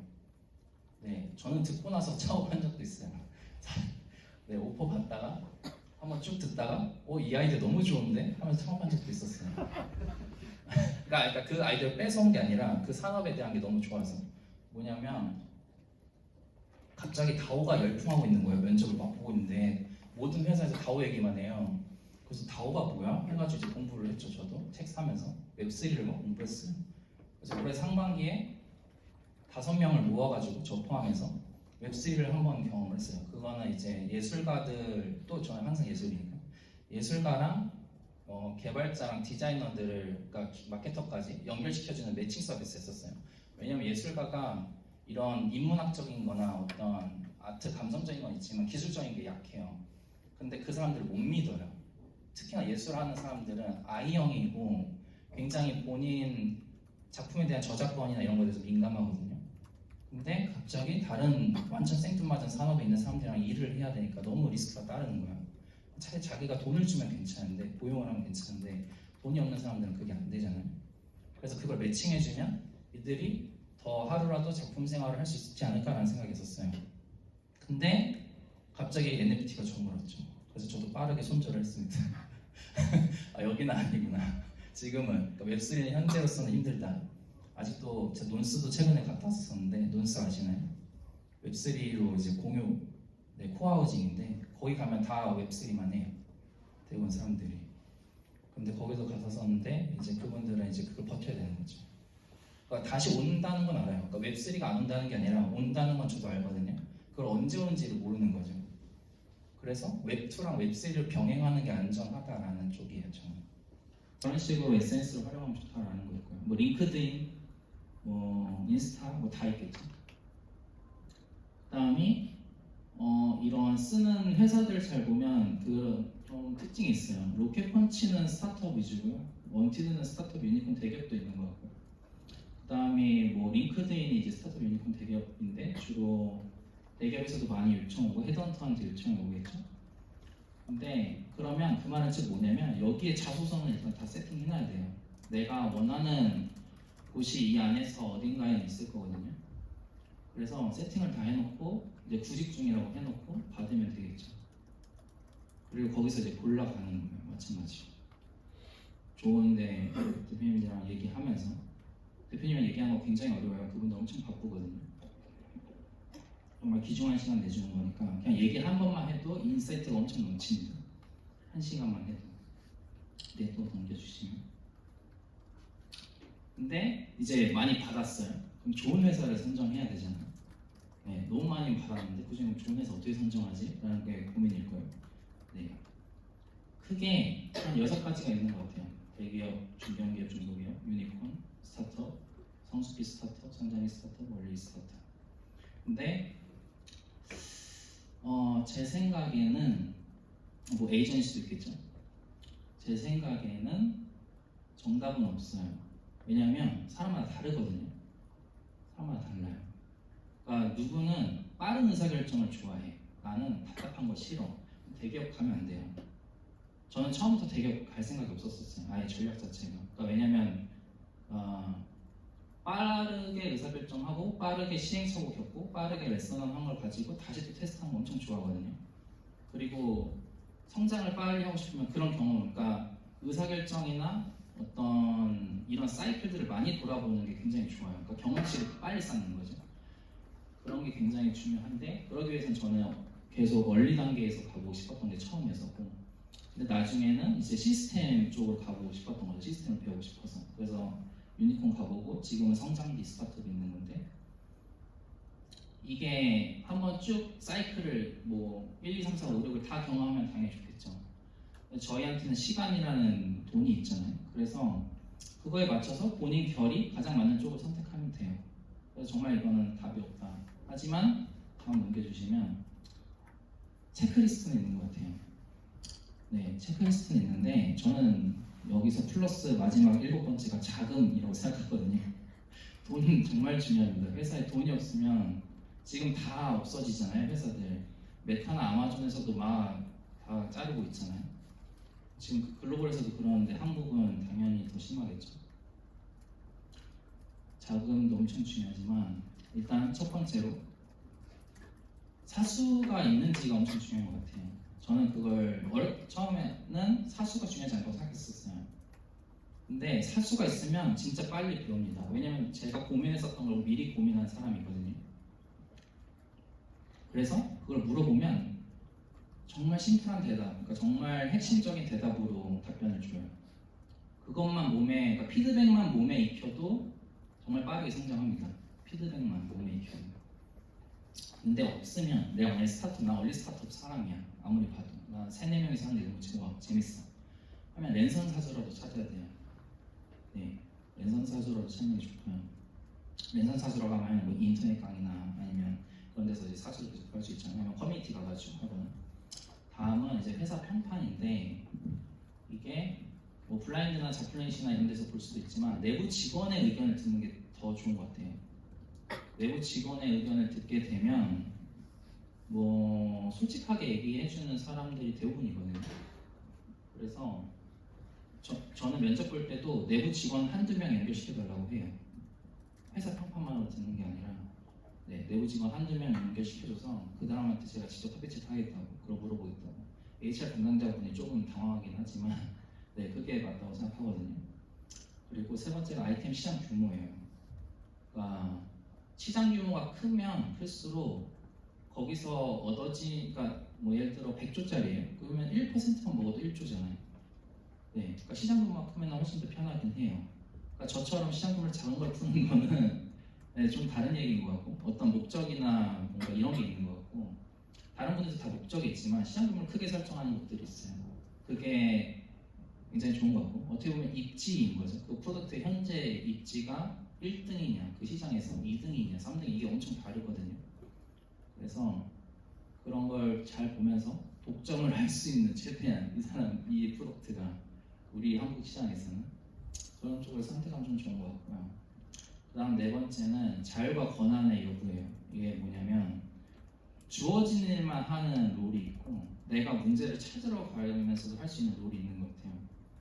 근데 그거를 주느냐 안 주느냐에 따라서 주인의식이 달라지거든요. 회사에서 맨날 주는 것만 하면 사실상 그냥 뭐 로봇이나 다름이 없죠. 전 그렇게 생각해요 개인적으로.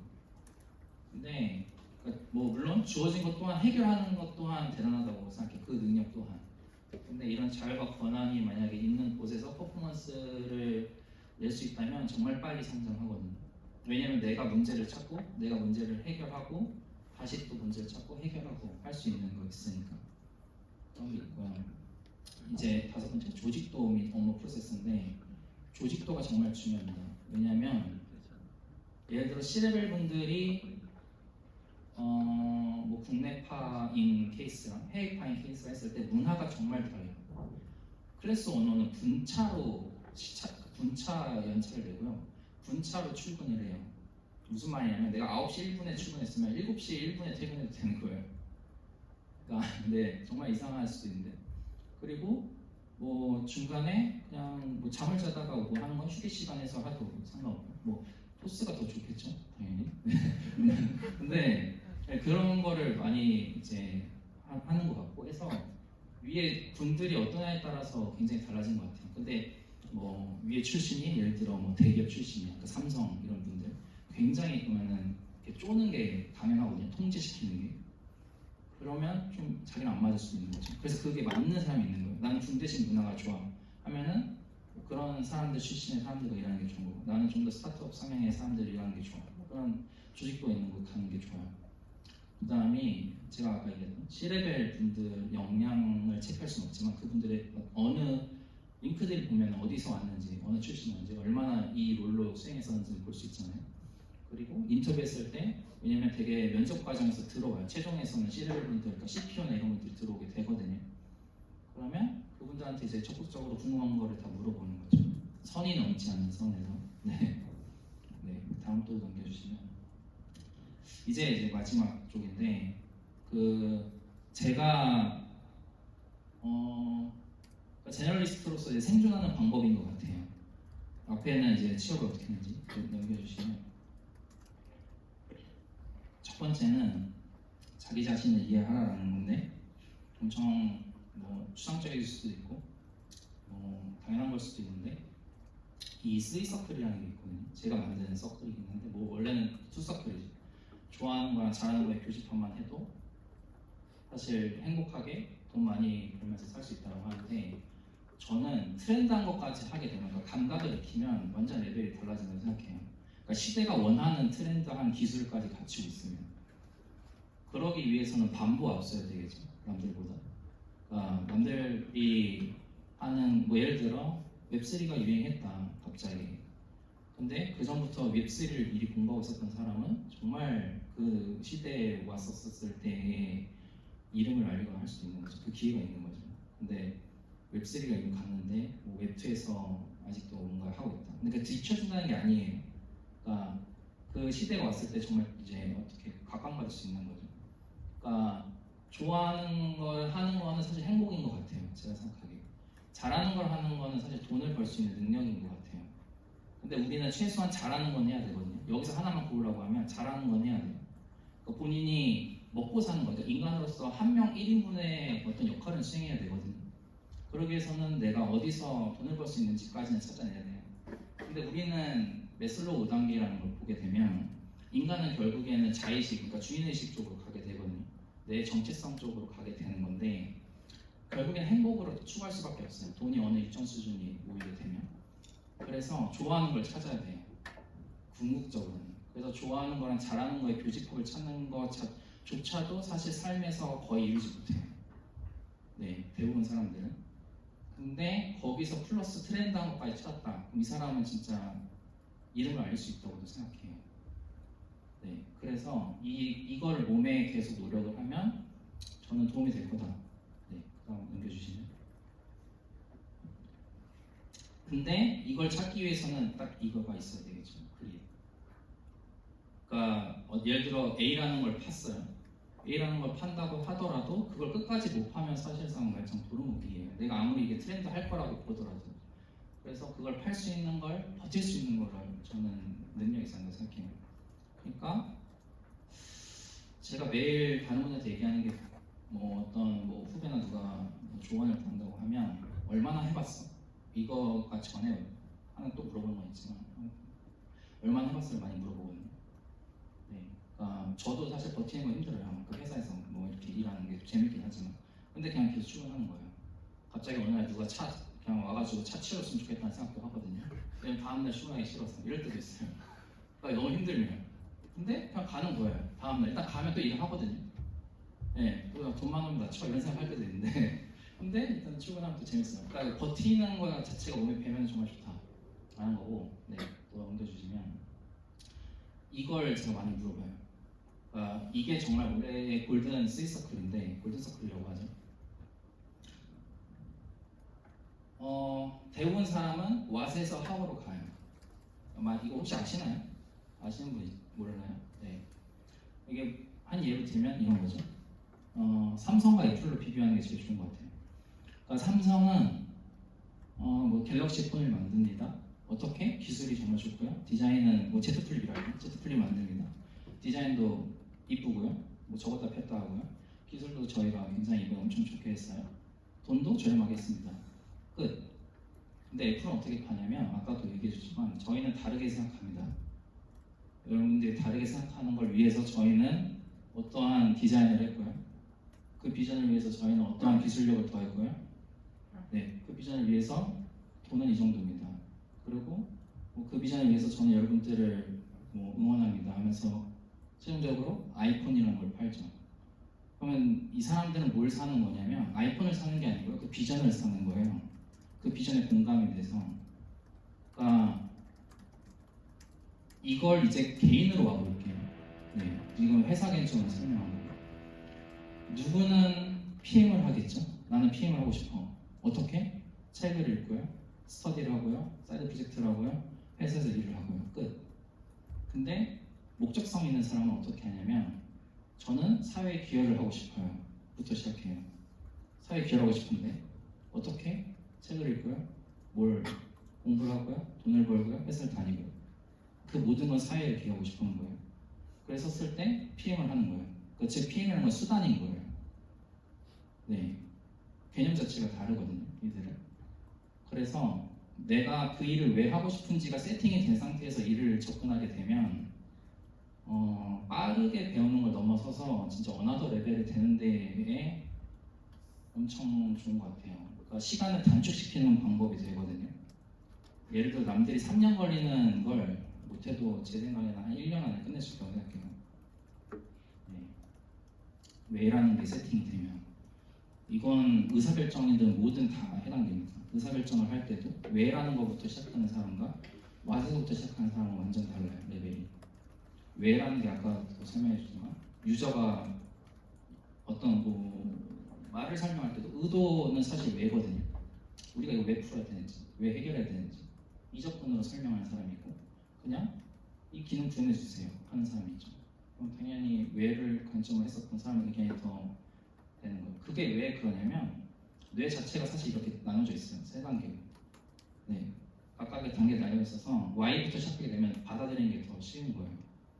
네. 그만 서클이고요. 또 넘겨주시면 이게 또 당연하면서도 쉬운 뭐 그럴 수도 있는데 경청하기라는 게 제가 최근에 좀 느낀 건데 그런 얘기 있잖아요. 세 명이 이렇게 걸어가고 있으면 그 중에 한 명한테만 해도 현인이다. 그러니까 그 중에 한 명은 현인이다라는 얘기가 있거든요. 그 말은 즉 뭐냐면 바보 세 명이 가더라도 바보 세 명 중에 한 명은 바보가 현인이라고 느껴요. 다른 바보를.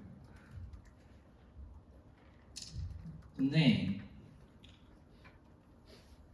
이 말의 뜻은 뭐냐면 그 사람의 말을 얼마나 주의 깊게 듣는지예요. 제가 여기서 얘기하는 것 자체가 뭐 허무맹랑할 수도 있지만 이 말을 저 말이 어떻게 했는지 뭐 모르겠지만 일단 경청을 해보자는 자세를 듣는 사람과 그냥 뭐 시간대로 온 사람은 완전 다르다고 생각해요. 왜냐면 같은 시간을 다르게 쓰고 있으니까. 네. 그래서 누군가가 정말 이상한 소리를 하거나 멍청한 소리를 하더라도 그걸 주의 깊게 들으면 거기서 얻어지는 피드백이 있거든요. 그러니까 모든 말과 모든 질문에는 저는 잘못됐거나 멍청한 질문은 없다고 생각해요. 다 거기서 얻어지는 어떤 레슨 하나 있다고 생각하기 때문에 그래서 그 시간을 어떻게 보내느냐가 굉장히 중요한 거지. 네. 그거를 대충 넘기지 않으셨으면 해요. 이게 사실 주니어들이 제일 못하거나 어려워하는 것 중에 하나인 것 같아요. 저도 그랬고요. 왜냐하면 효율성 엄청 따지거든요. 저도 그렇고. 그래서 이걸 좀 씻겨내고 싶은 쪽이에요. 지금은. 네. 그러니까 좋은 거는 계속 듣고 그러니까 좋은 것만 듣고 싶어하는 거죠. 시간은 없으니까. 근데 대운의 것들이 되게 좋은 거는 맞다라고 생각하고 또 넘겨주시면. 제가 계속 스티브 잡스 얘기하니까 이제 마지막이 올 것 같은데. 아까도 제가 말씀드렸지만 학과를 5개 경험했고 뭐 동아리도 5개고 회사도 제가 한 5개 정도 한 것 같아요. 근데 그 점들이 진짜 연결이 됩니다. 저도 이거 말 안 믿었었어요. 대학교 때 스티브 잡스를 아무리 동경했는데 저 자서전 한 3번 읽었거든요. 책을 한 800페이지 되는 거를 군대에서 그때부터 그냥 잡스 애플 바가 된 것 같은데 근데 네, 다시 한번 얘기하지만 정말 연결돼요. 네, 점은 정말 연결됩니다. 이걸 믿으시면 돼요. 그러니까 종교처럼 됐습니다. 그러니까 이게 정말 된다는 게 그냥 영향이 무조건 있는 거예요. 네, 어떤 지점과 어떤 지점과 어떤 지점들은 다 영향이 있거든요. 그래서 각 지점에서 정말 최선을 다하면 다른 지점에서 임팩트가 생길 수밖에 없어요. 왜냐면 그 전에 배워서 레슨런이 있기 때문에. 다른 지점에서는 그걸 가지고 다시 일을 하거든요. 배운 걸 바탕으로. 그래서 네 이렇게 해서 끝을 내면 될 것 같습니다. 또 있나요? 네네. 그래서 사실 전 마연님 이름은 너무 많이 들어본 것 같아요. 항상 소프트 회원들을 위해서 자신의 지식과 경험을 나누시는 소프트인들 본보기이신데요. 현재는 토스에서 PM으로 일하고 계시는 그라데이션님입니다. 박수! 안녕하세요. 잘 들리시죠? 마지막이네요. 저는 이제 생각하면서 만들긴 했는데 발표 자료가 그렇게 안길 수도 있어요. 그래서 조금 얘기를 많이 나누면 좋긴 하겠어가지고 이렇게 자료를 만들었고 그 전에 서비스 플랫폼 기획으로 일을 했었어요. 그래서 PM 뭐 한 번도 모르고 들어가가지고 어영부영 이렇게 살아남기를 하고 있다라는 의미에서 살아남기. 그리고 제가 이제 좀 아까 앞서 말씀하셨던 그런 이제 발표 자료도 보면은 뭔가 이제 외부적으로 그러니까 저 진짜 아까 공감했던 게 그냥 연속 말하고 있네요. 그 why, how, what 이렇게 가는 그 프로세스 골든 서클. 저도 진짜 why가 좀 명확한 편이라 가지고 그걸 어떻게 좀 이렇게 정의를 해가지고 달성하고 있는지 그런 것들을 좀 설명드리기 위해서 네 살아남기라는 제목을 택했습니다. 제가 말을 이렇게 어영부영 하는 이유는 제가 어제 2시 반까지 이렇게 좀 과하게 놀다가 아직 조금 치기가 있는 상황이에요. 좀 그럴 수 있어요. 네, 마지막에 즐겁게 들어주시면 좋을 것 같아요. 다음으로 넘어가 주세요. 네. 오늘 말씀드릴 거 크게 네 가지예요. 이제 크게 네 가지고 혹시나 이제 제가 그 다른 온라인 강의했던 걸로 들으셨던 분은 일부 겹칠 수도 있다고 생각을 해서 최대한 안 겹치는 걸로 가지고 오려고 했고, 크게 말하면 제가 어떤 일을 하고 있는지, 그리고 좀 왜 PM으로 일을 시작했는지, 그리고 아마 좀 잘 모르시는 제가 어떻게 대학생활을 했었는지 약간 이런 거 간단하게 말씀을 드릴 거고요. 회사에서 하고 있는 일이 뭔지, 그리고 좀 어떻게 하면 좀 좋은 PM이 되려고 노력하고 있는지, 그리고 여러분들이 사전에 좀 궁금해했던 부분들을 Q&A로 간단하게 정리한 게 있어요. 그렇게 말씀을 드릴 예정입니다. 네. 그래서 다음으로 아니 좀 근데 여기 잘 보시면은 제가 본 기술 했던 건 25, 26, 27기밖에 없고요. 28, 29, 30기는 없고 31기 이렇게는 비활동이라고 적혀 있어요. 제가 활동한 건 아니에요. 혹시 놀라실까봐. 네, 뭔가 이제 엄청 많이 보셨고 많이 들으셨을 이유가 제가 이제 끝까지 이렇게 졸업하고도 이렇게 하고 있어요. 그 이유가 저도 이제 아까 말씀하셨던 호주님이랑 같은 기술로 시작을 했어요. 사실은 제가 19기를 하다가 중간에 탈출을 한 경험이 있지만 그래도 25기를 수료했으니까 25기를 시작을 했었는데, 그때 이제 저도 이제 되게 많이 느꼈던 게 소프트라는 단체가 되게 배울 점 있는 사람들이 되게 많아요. 그리고 그 멘토분들, 그러니까 이거를 수료하신 분들도 되게 끊임없이 뭔가 이렇게 나눠주려고 하는 오비분들이, 그런 것들이 되게 마음에 들어가지고 저는 좀 이제 YB를 조금 늦게 시작하긴 했지만 하다 보니 이제 끝까지 이렇게 가다가 27기 때는 심지어 회장까지 했습니다. 적혀있나요? 이런지 회장을 영어로 적어놨네요. 네, 발표 잘 만들지만 조금 돼가지고 네, 회장까지 했었었고, 이제 그 이후로는 졸업을 하고 난 다음에는 이제 비활동으로 활동을 하면서 이제 소통도 참여하고 서포팅도 참여하고, 지금은 32기에 메이커스라는 게 새로 생겨서 이제 그 메이커스 팀장하는 친구가 이제 같이 임원질했던 친구라 가지고 네, 같이 이렇게 일하고 있나? 프로젝트를 하고 있습니다. 이게 아마 저도 이제 PM을 좀 꿈꾸게 됐던 계기도 이제 소프트 활동을 하면서인 것 같아요. 진짜 이걸 하면서 아, 이게 정말 나한테 핏하구나, 이게 너무 재밌다, 이런 일을 하면은 회사에서 하면 되게 즐겁게 일할 수 있다 라고 생각했던 계기가 소프트이기도 해서 가지고 왔고요. 이거를 말씀드리는 게 다 아실 것 같아서 또 민망한데, 이제 브런치, 그러니까 저는 이렇게 좀 평범하게 살아온 얘기들을 브런치를 지금 작가 활동을 하고 있고, 그리고 이제 커피챗도 꽤나 많이 했어요. 지금 80번인가 이거 하고 있는데 그렇게 하고 있고, 그리고 이제 저도 이제 아까 그 후주님이랑 비슷하게 전 취업이나 이런 것들이 사실 저는 PM 준비할 때 되게 어려웠거든요. 이게 뭔가 너무 내용도 많이 없고 아니면 비싸고 아니면 이제 직접적으로 뭔가 소통할 수 있는 게 없어서 사이드 프로젝트처럼 이제 레고라는 플랫폼에서 이제 멘토로 활동을 하고 있고, 그다음에는 저 마지막은 서핏이에요. 뭐 다들 물어보시면 서핏인데 뽀찌 받을 건 없고요. 그냥 포트폴리오 정리하기 편해가지고 이렇게 가지고 왔습니다. 이게 제2의 자아들이에요. 그래서 아마 저기 제프트 이미지나 아니면 그라데이션이라는 이름을 많이 들으셨을 것 같은데, 좀 저는 분리해서 생각을 하고 있긴 하거든요. 회사에 나와 저 바깥에 저 자아들. 그래서 이제 그것도 한번 가지고 왔습니다. 저는 이렇게 살고 있어요. 그래서 네, 커피챗을 많이 하기도 했고, 그리고 아마 PM 직무 준비하시는 분들, 이직하시려고 하시는 분들 어떤 고민들이 있는지 너무 잘 알아요. 그래서 이제 좀 오늘 어떤 얘기를 하면 좋을까 하다가 PM이 어떤 일 한다, 아마 앞에 경무님이 말씀 너무 잘해주셨지만은, 그리고 이제 그 내용이랑 두 번째에서 회사에서 좀 바라는 그런 PM의 모습은 어떤 모습이냐, 아니면은 PM이 되기 위해 어떤 경험을 하면 좋냐 지금, 그리고 네 번째로는 일 잘하는 PM, 이거 전 고민 되게 많았거든요, 중요로서. 그리고 다섯 번째로는 이직이나 뭐 직무 변경이나 도메인이나 이런 것들에 대한 질문을 되게 많이 받았어서 이런 내용들을 전반적으로 다뤄보려고 합니다. 네. 그래서 첫 번째로 이제 본격적으로 말씀을 드릴 부분이, 제가 좀 어떻게 커리어를 만들어 왔는지, 그리고 회사에서는 좀 어떻게 PM의 모습이 어떤 게 좋겠다라는 거라든지, 지금 아무래도 다들 대학생이실 테니까 좀 이런 경험들이 관련이 있었다 정도를 말씀을 드리려고 해요. 네, 그래서 거의 처음 설명드리는 것 같아요. 제가 대학교 생활했던 건 거의 처음 설명드리는 것 같은데, 제가 이제 저는 16학번이고 이제 별로 안 멀죠? 그래서 이제 되게 대학교 다닐 때 동안 진짜 공모전이나 대외 활동을 많이 했어요. 그 지원도 엄청 많이 했고, 제가 알기로 대외 활동만 거의 20번 가까이 했던 것 같고, 공모전도 거의 그 정도 나갔던 근데 이거 각각의 결과도 물론 되게 유의미했지만 대학교 생활 자체가 저는 되게 다채로웠거든요. 학과 생활을 별로 열심히 안 해서 지금 회사 생활을 그렇게 외부 생활 이렇게 열심히 하는 것처럼 좀 반반으로 가져갔던 게 이렇게 공모전이나 대외 활동을 엄청 많이 하다 보니까 사람 만나는 것도 좋아하고 뭔가 이제 제가 팀장 역할을 되게 많이 맡았어요. 1학년 때부터 그렇게 맡았었어요. 왜냐하면 성격 자체가 조금 내가 저거보다 잘할 것 같은데 제가 하면 나보다 못할 것 같은데 이런 답답해서 일 못하거든요.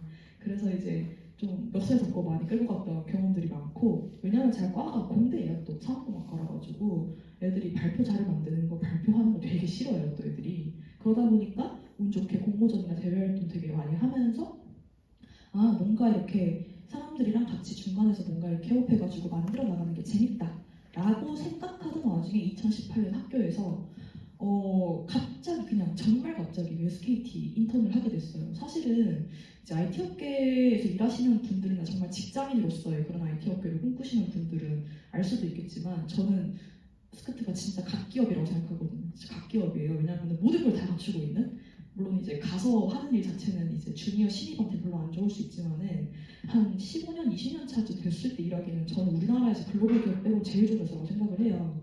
모르고 갔어요. 저는 모르고 갔고 SKT? 나는 SK 하이닉스 생각하고 있었으니까 같은 SK 계열사 이러고 갔어요. 진짜 아무것도 모르고.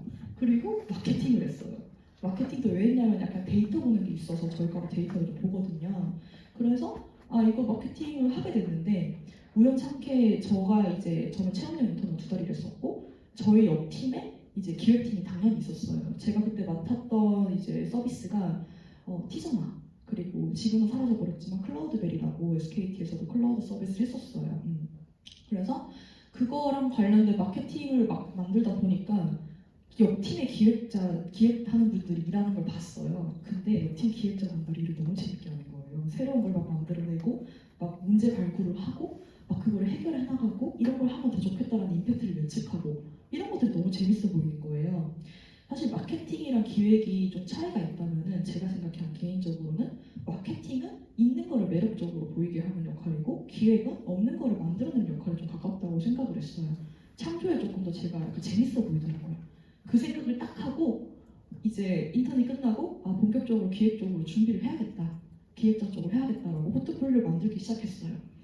만들다 보면 여러분들이 아는 그 벽에 부딪히죠. 이게 기획자가 진짜 안 붙고 뽑는다고 하더라도 객관화시킬 역량도 없고 그리고 제 주변에 기획자를 취업한 사람이 아무도 없었어요. 진짜 단 한 명도. 다 저희 친구들은 다 공장 가 있거든요. 하이닉스, 삼성 다 거기 가 있어요. 그래서 그리고 또 그 당시에 교수님한테도 이렇게 여쭤보니까 무슨 기획자냐 취업 못한다 개발이나 해라 이런 걸 들었어요. 저희는. 그래서 포트폴리오를 만들면서 프로젝트가 좀 필요하겠다 하던 와중에 여기 없지만 제가 그 1호학번 원래 1호학번 했었어요. 그때 이제 학교 다니다가 성공과였는데 안 맞아서 자퇴를 했거든요. 그리고 다시 상공과로 왔는데 상공도 마찬가지로 근데 많이 하긴 해요. 개발을 엄청 많이 해가지고 그런 와중에 제일 처음에 옛날에 19기 때 소프트를 하다가 제가 중간에 때려쳤다 했잖아요. 근데 그때 이후로 페이스북 그 노티스 탈퇴를 안 하고 있었거든요. 계속 지켜보고 있었어요. 약간 좀. 그래서 이제 계속 매기스마다 올라오고 매기스마다 소프트가 디벨롭되는 걸 보면서 그 당시에 2020년쯤 됐을 때 여기서는 프로젝트 할 수 있겠다 라는 생각이 들어서 25기 YB를 또 다시 지원을 하게 된 거예요. 운 좋게 합격을 했죠. 그러고 난 다음에 이제 와서 일을 하다 보니까 되게 재밌는 거예요. 저는 처음으로 기획에 대한 내용을 배웠어요 그때. 왜냐하면 세미나를 하다 보면은 이제 어떻게 하면은 이제 기획을 할 수 있고 어떻게 하면 문제 정리를 할 수 있고 뭐 그런 것들을 다 배우잖아요. 지금 훨씬 더 고급화돼가지고 잘 배우고 계시겠지만, 근데 저는 그때 완전 센세이션이었거든요. 저는 그때 배웠던 게 대학교 때는 뭐 공정관리, 최적화, 데이터 분석 이런 거 배우다가 서비스가 너무 재밌는 거예요. PM진과 그러고 앱젠도 하고 그러다 보니까 이제 2번 정도 프로젝트를 만들게 됐어요. 그래서 그 경험들이랑 PM으로 이제 앱젠에 참여하고 난 다음에 요런 게 좀 필요하겠구나, 요런 것들을 내가 PM진로 지원할 때 조금 활용할 수 있겠구나 싶었던 그런 러닝 커브들을 예전에 했던 공모전들이나 대회활동, 인터넷에서 했던 경험들을 엮어가지고 또 포트폴리오를 다듬고 호기롭게 이제 체험형 인턴부터 쓰기 시작했어요. 한 100번이라고 적어놨지만 제가 다 세워봤어요. 사람들이 거짓말 치지 말라고 해서 88번 떨어졌더라고요. 이게 서류, 면접, 과제 다 합쳐가지고 저만큼 떨어졌어요. 그 이유가 너무 이제 제가 체험 쪽으로는 그렇게 생각 안 하고 아 이게 필요하겠거니라고 생각을 해가지고 넣었는데 이게 결국은 이제 얘네들이 원하는 그런 니즈를 충족시키지 못하고 내가 이 역량 가지고 있다고 생각해서 썼는데 그걸 제대로 못 보여줬던 거예요. 그래서 어떻게 저는 한 1년에서 1년 반 정도 포트폴리오 새로 다듬고 졸업하고 거의 바로 취업하긴 했지만 체험형 인턴에서 떨어지고 그리고 체험형 인턴에서 떨어지고 이런 러닝커브들 바탕으로 이제 아 이게 회사에서 이런 역량을 좀 많이 요구하는구나를 되게 많이 배웠어요. 그러고 21년에 엄청 운이 좋았어요. 저 때 운이 좋았던 이유가 그 제가 예전에 있었던 곳이 네이버 광고 플랫폼 기획이었어요. 검색 광고 쪽이었고 그게 이제 플랫폼 기획이다 보니까 좀 백단의 그런 설계가 되게 중요한 백엔드 기획 쪽이었고 저는 이제 데이터를 하다 보니까 그리고 개발을 조금은 그래도 할 줄은 모르지만 개발자 소통을 좀 할 줄 안다 보니까 이제 조금 지표 쪽, 보고서 쪽 이런 쪽에 사람이 필요했고 제가 정말 운 좋게 거기에 눈에 떴던 거예요. 그래서 플랫폼 기획직으로 첫 커리어를 시작했어요. 저는 네이버를 17살 때인가 18살 때부터 가고 싶었어요. 개발자 이런 느낌. 왜냐하면 그냥 너무 좋은 회사니까 아, 저기 진짜 가고 싶다 라는 생각만 했었지 어떤 직무로는 생각 안 했어요. 그렇게 몇 년 동안 가고 싶었던 가장 가고 싶었던 회사에서 커리어를 시작했는데 그래서 제가 느꼈을 때는 사실은 이게 신입으로 취업할 때 조금 봤던 영향이고 이직을 할 때는 예전 회사 경험밖에 안 물어보긴 했어요. 사실은. 왜냐면 거기가 제가 지금도 아마 제가 알기로는 연차가 제일 낮아요. 모든 PM들 중에서. 모든 PM들 중에 연차가 제일 낮고 아직까지 제가 막내인 걸로 알고 있어요. 저 나이가 그렇게 어리진 않거든요. 근데 이제 예전 회사에 서비스 기획, 플랫폼 PM으로 취업을 할 때는 이 네 가지 경험이 좀 많이 중요하게 생각되었던 것 같아요. 인턴 경험, 프로젝트 경험, 공모전, 대외 활동. 왜냐면은 이 경험 자체의 유무가 중요한 게 아니라 이거를 함으로 인해 가지고 여러분들이 여기서 배우는 그런 러닝 커브들 있잖아요. 그런 것들을 PM의 역량이랑 같이 연결을 시키면 되게 도움이 많이 돼요. 사실은 PM이 하는 일 자체도 뒤에서 막 설명을 드리겠지만은 어쨌든 문제 발굴하고 정리하고 해결하고 운영하고 네 가지 업무 전부거든요. 가장 간단하게 요약을 하면은. 근데 뭐 너무 당연하게 인턴 경험하면은 회사에서 시키는 일을 할지언정 얘네들이 회사가 갖고 있는 그런 문제를 해결하고 그런 회사의 경험을 했다는 것 자체에서 되게 좀 큰 포인트, 가장 가산점이 됐고 실제로 자기소개서 쓰고 면접 보고 할 때 이걸 거의 다 물어봤어요. 무조건 100%. 그런 걸 물어봤었고 두 번째로는 이제 프리젝 경험을 많이 물어보기는 해요. 인턴 경험 많이 없다 이러면은 소프트에서 했던 거 제일 좋죠. 서비스 만들었어요? 출시했어요? 유전이 있었어요? 그러면 이걸 왜 이 서비스를 하게 됐나요? 이런 기능을 왜 넣었나요? 이런 것들을 많이 물어봐요. 질문들 중에 제일 많이 나오는 건 왜가 제일 많이 나와요. 왜를 설명할 수 있는 것들을 정리하기에는 프로젝트 경험이 되게 중요하고 좋다고 생각을 해서 저는 두 번째로 중요한 경험이라고 생각해서 작성을 했습니다. 그리고는 사실 대학교 저학년 때 저도 했던 생각들이고 사실 이게 도움이 안 된다는 아닌데 공모전이나 대외 활동이 저는 직접적으로 취업에도 한 줄 쓰는 거 이런 목적으로도 뭔가 활용이 안 됐던 것 같아요. 물론 제가 공모전도 되게 많이 나갔고 그리고 되게 좀 큰 데서도 상 받아봤고 이렇게 했는데 그거 자체를 궁금해하는 게 아니고 그때 했던 프로젝트를 궁금해하세요. 그게 얼마나 큰 상인지 모르니까 뭐 만약에 정말 내가 과학기술부 장관상을 받았다 이런 물어보시겠죠. 사실 그러기 쉽지 않으니까 저는 대학교 생활 평범하게 한 편이니까 그래서 이제 물어보는 것도 공모전이나 대외 활동이 개수나 양적으로 이렇게 많은 게 아니라 거기에서 이제 좀 뭔가 배운 그런 러닝 커브들이 PM의 그런 서비스 기획자한테 필요한 역량이 있느냐 없느냐를 판단하셔가지고 자기소개서나 포트폴리오에 넣으시면 될 것 같아요. 근데 인턴 경험이나 프로젝트 경험은 좀 많이 배치를 하면 좋았다. 이건 다 물어보더라 라고 생각을 해서 이런 걸 가지고 왔고 사실 회사에서 바라는 거는 신입한테 크게 바라지 않아요. 그러니까 주니어한테나 신입한테는 바라는 게 물론 저희 회사는 좀 다르긴 한데 제가 그 네이버에 들어갔었을 때는 뭔가 이 사람이 뭔가 오자마자 뭔가 1인분을 할 거라고는 단 1g도 생각하지 않거든요. 그냥 이분 와가지고 1인분을 할 수 있는 사람이냐 아니냐에 대한 포텐셜만 봐요. 그래서 일을 내가 뭔가 적극적으로 하고 뭔가 적극적으로 물어보고 뭐 그런 거 뒤에서 설명을 드리겠지만은 그런 것들을 되게 중요하게 봤어서 요 경험들에서 그런 뭔가 잠재력이 있느냐 없느냐 이런 것들을 좀 많이 봤었던 것 같아요. 그런 것들을 어필 엄청 많이 했습니다. 제가 이제 회사에서 어떤 일을 하고 있는지를 좀 설명을 드리려고 해요. 저는 저 멘트가 되게 공감이 가서 이제 가지고 왔는데 PM이 사실 직무라기보다는 역할에 가까워요. 어디든지 간에 PM이라는 직무가 있는데 그거를 이제 정말 PM이라는 직무 타이틀을 달고 그 역할을 하느냐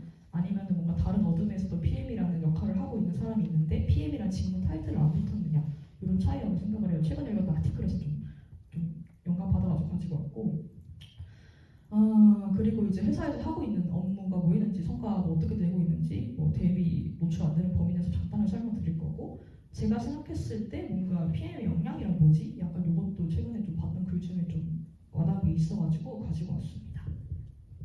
말이 빠르진 않죠? 네, 감사합니다. 아까 말씀드렸던 내용이에요. 크게는 4가지라고 생각을 해요. 이게 더 될 수도 있지만 이제 좀 정의할 수 있는 역량은 4가지라고 생각을 하는 게 PM은 어쨌든 문제를 발견하고 해결하는 역할을 해요. 그거를 하기 위해서 이해관계자들이랑 소통을 하고 이게 프로덕트랑 관련되어 있는 프로덕트 매니저니까 프로덕트랑 관련되어 있는 모든 문제들을 다 이제 전반적으로 다 케어를 해야 되는 그런 역할을 해요. 그래서 저는 이거 당시에 좀 생각났던 역할들을 좀 정리를 해봤는데요. 문제 발굴 단계에서는 아무래도 데이터를 많이 보죠. 이게 여러분들이 생각하는 그런 데이터들이 되게 종류가 많겠지만 그냥 프로덕트에 심어놓은 데이터를 들을 수 있겠지만은 엄청 데이터를 정리할 수 있는 게 많아요. 그래서 어쨌든 지금의 데이터를 본다고 말씀드리고 그 데이터가 될 수 있는 게 유저 CS가 될 수도 있고 VOC가 될 수도 있어요. 그래서 그런 것들을 보고 의사결정을 해요. 뭐가 문제다. 혹은 이거를 뭔가 하게 되면은 뭔가 포인트가 있을 것 같은데 아하고먼트가 있을 것 같은데 이런 부분들이 있거든요. 그거를 보고 이걸 해야겠다라고 생각을 해요.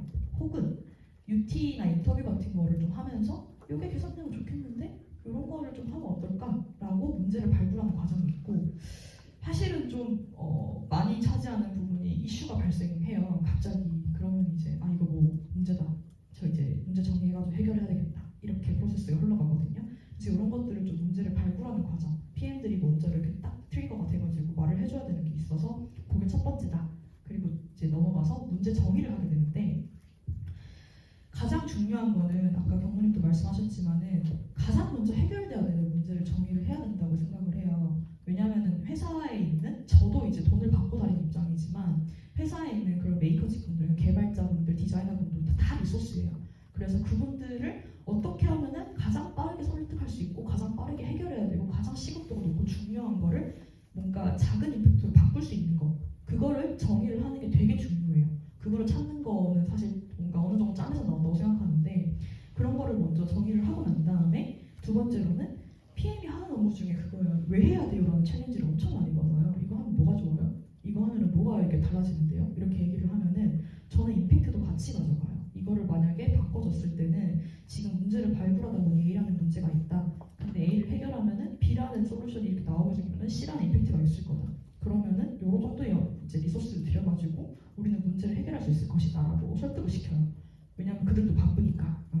그리고 임팩트를 정의하고 오케이 끄덕끄덕 하면은 메이커직 분들한테 이제 리소스가 지금 뭐 어떤 필적 지금 하고 있고 이런 개선하고 있는데 뭐 얼마나 들까요? 이런 거를 저가 정의를 해가지고 일정에도 어느 정도 팔로우를 해야 되는 게 있어요. 그리고 이제 상세하게 기능을 정의하죠. 저는 사실 기능을 상세하게 정의해가지고 가져가는 게 아니고 러프하게 한번 가져가요. 러프하게 가져가가지고 이게 뭔가 해결돼야 되는 거고 이런 문제가 있고 이런 임팩트가 있다. 님들 이런 거 써야 될 것 같아요 라고 해가지고 오케이 하면은 상세 기능을 좀 정의를 해서 이제 슬랙에다가 저희 슬랙 쓰거든요. 공유를 해가지고 이렇게 바뀌면 좋겠습니다 라는 로직을 정의를 해줘요. 그러고 문제 해결되는 것을 이제 팔로우를 하죠. 구성원들이 이제 잘하고 있는지 아니면 여기에서 뭐 제가 놓쳤던 문제 기능 정의를 했는데 여기에서 어떻게 해요? 라는 질문들이 가끔 나와요. 그러면 그런 것들을 뭔가 이제 회원하는 과정에서 도움을 드리고 배포 이후에 QA 문제 없는지 확인하는 과정도 있고 그리고 이 임팩트가 실제로 작동하는지 확인 저게 이제 뭐 A/B 테스트나 아니면 컨트롤형 베리언트로 보고 이제 뭔가 내가 바꿨던 그 값이 이제 확실하게 내가 생각했을 때 그런 성과를 내는가 그런 것들을 이제 키메트릭으로 확인하는 그런 과정들이 있고 유관부서들한테 공유를 드리죠. 유관부서가 엄청 많아요. 유관부서가 뭐 마케팅, 영어, 뭐 아니면 뭐 서비스 CX 분들 뭐 엄청 많아가지고 이게 바뀌었다? 이거랑 바뀌어가지고 이런 거 앞으로 대응하시면 참고하시면 좋다라고 공유까지 들어요. 그리고 사실은 이 앞단에는 저희가 생각하는 저도 입사하기가 생각했던 기획자가 하는 일이겠지 대부분 저게 다겠지라고 생각하는데 저게 50% 넘게 차지해요. CS 운영 진짜 많아요. 이게 리스크를 관리를 하고 CS가 사실은 그 CX 담당자분들이 이렇게 처리할 수 있는 게 있지만은 내부에서 확인을 해야 되는 것들이 있거든요. 그거 다 제가 확인을 해야 돼요. 그래서 뭔가 효율화를 많이 시키고 있지만은 뭔가 운영이랑 직접적으로 연관시켜가지고 이렇게 그 가이드로만 해결할 수 없는 것들은 제가 다 보고 이제 여기랑 관련해가지고 운영하다가 보이는 게 또 다시 문제 발굴로 들어와요. 이조 CS 들어오죠, VOC 들어오죠. 그러면 데이터 보고 있으면 대시보드 봐야 되니까 보고 있다가 이거 갑자기 이상한데 왜 튀지? 이걸 한번 더 발견해볼까? 이런 것들도 있고 아니면은 이슈가 생겼네 해결하자. 그래서 계속 이런 사이클로 돌아요. 그래서 이런 역할을 하는 게 PM이라고 생각을 해요. 그래서 이게 최근에 봤던 아티클 잘 안 보이기는 한데 영어로 된 자료거든요. 이렇게 객관적으로 정의할 수 있는 PM의 역량 이런 것들을 고민을 많이 해요. 회사에서도 사실은 PM이라는 직책이 올해 처음 만들어졌어요. 올해 처음 만들어졌고 PO와 어떤 좀 다른 차이점을 가져가느냐는 고민도 되게 많이 하고 있고 회사에서 되게 여러 스터디도 하고 있는데 그 중에 이제 아티클 스터디 하다가 나왔던 내용이 이게 되게 설명 잘했다 이런 내용을 가지고 왔는데 사실은 이제 엄청 많은 일들을 하잖아요. 되게 그리고 이제 아까 말했던 것처럼 제너럴리스트가 돼야 돼요. T자의 인자가 돼야 돼요. 그러니까 다 잘하고 그 중에 한 개가 특화된 인간이어야 되는데 그 특화된 인간에 어떤 게 좀 잘하느냐, 어떤 게 좀 내가 특화가 되어 있느냐를 정의할 수 있는 이 12가평 그래요. 그래서 정의를 하자면은 크게는 네 가지예요. 1, 2, 3, 4번 이렇게 나눠지는 게 제품 출시 역량이랑 고객 인사이트, 제품 전략 그리고 피플 스킬 요 네 가지 중에 내가 어떤 이제 좀 스페셜리스트가 될 수 있는지까지 고민을 하면 좋고 이게 다 잘하면 좋죠. 상식적으로 불가능해. 어떻게 누가 뛰어난 제품도 만들고 고객 니즈 이해하고 전달도 잘하고 제품 혁신이랑 결과로서 임팩트도 가져오고 사람도 잘 관리하고 물론 잘할 수 있죠. 근데 이제 이런 것들이 전반적으로 다 가지고 있으면 좋은 능력이고 이제 이 말이 되게 공감이 많이 갔던 게 최고 수준의 PM일지라도 대부분의 PM은 다양한 역량 중에서 일부에서는 탁월하다, T자인제. 그래서 이제 평범한 PM이랑 최고의 PM을 가르는 차이점은 이런 역량 격차에 대한 이해랑 그 격차를 이제 메꿀 수 있는 팁을 하나로 모으는 역량, 커뮤니케이션. 그래서 요즘 뭔가 이렇게 포텐셜을 잘 일으킬 수 있는 그런 모든 것들을 다 관리하는 역량이 되게 중요하다고 생각을 해요. 근데 여기에 설명되어 있는 기능 설명, 제품 기획, QA, 데이터 역량 이런 것들 가지고 있으면 제일 좋긴 해요. 이것들을 가지고 있으면 아까 말씀드렸던 그 네 가지 업무 내용에 직접적으로 되게 도움이 많이 되거든요. 저는 한 2번 정도에 그래도 그나마 2번이 그나마 이제 조금은 스페셜리티가 있지 않을까라고 생각을 하면서 저도 막 뛰어나진 않고요. 저도 그냥 준이 얘기를 아까 말씀한 준이에요, 준이요. 그렇지만은 되게 이런 역량들을 기르기 위해서 되게 노력도 많이 하고 있다. 그리고 여러분들이 뭔가 PM으로서 준비를 한다면은 이런 역량을 강조할 수 있는 게 더 좋다라고 말씀을 드리고 싶습니다. 그래서 어떤 거 노력을 하고 있냐, 그래서 다 좋은데 얼마나 하고 있냐 약간 좀 궁금하실 수 있을 것 같아요. 그래서 제가 이거는 회사에서 저 노션 진짜 열심히 쓰거든요. 노션 진짜 열심히 써가지고 그걸 누가 보고 PM 챕터 대상으로 세미나 한번 열어달라 이렇게 해가지고 했던 자료 일부 캡처를 했어요. 노션으로 회사에서 조금 뭔가 제 개인적인 업무, 그러니까 팀의 업무도 물론 팀의 업무지만은 PM으로서 일을 하면 되게 뭔가 놓치는 게 많아요. 그래서 그걸 안 놓치고 뭔가 효율적으로 일을 하고 의사결정을 하기 위해서 제가 개인적으로 관리하고 있는 것들이나 아니면 회사에서 좀 이렇게 스터디나 그들끼리 러닝컵으로 공유할 수 있는 그런 자리가 많아서 직접 뭔가 이슈라이징 해가지고 하고 있는 그런 스터디들이 있다는 걸 먼저 설명드리고 싶고 두 번째로는 이게 사실 회사 얘기를 엄청 많이 했지만은 PM으로서 업무 얘기를 많이 했지만은 저는 제가 쓰는 리소스의 60%가 회사에 있고 40%는 회사 밖에 있어요. 그래서 회사 밖에서 제가 성장에 좀 투자를 많이 하고 있기 때문에 그런 부분들도 설명드리고자 하고 그리고 저도 되게 많이 듣는 질문이에요. 잠은 주무시나요? 많이 안 바쁘시나요? 언제 그거 다 하시나요? 약간 이런 것들이 있어요. 그래서 제가 생각하는 why, 제가 이렇게 좀 살아가는 이유에 대한 why, 약간 요거를 조금 간단하게 설명드리려고 해요. 보이나? 잘 안 보이네요. 제가 블러처를 했던 것 같기도 하고. 아무튼 이거 제가 저기 브런치 써놨는데 저 브런치 요즘 써야 되는데 못 쓰고 있는데 아무튼 네, 제가 작성했던 이게 뭐냐면 제 대시보드예요. 회사 그냥 제일 처음에 출근하고 컴퓨터 키면은 바로 들어가요. 오늘 해야 되는 거 뭐 있나? 오늘 이번 주에 뭔가 해야 되는 게 뭐 있나? 이렇게 보는 거 제 대시보드고 크게는 네 가지로 나뉘어져 있어요. 이 노션 페이지가 장기, 중기, 단기, 중기, 장기. 제가 수를 걸겠네요. 단기, 중기, 장기 목표로 설정을 하고 두 번째는 업무 상태값 나누고 관리를 해요.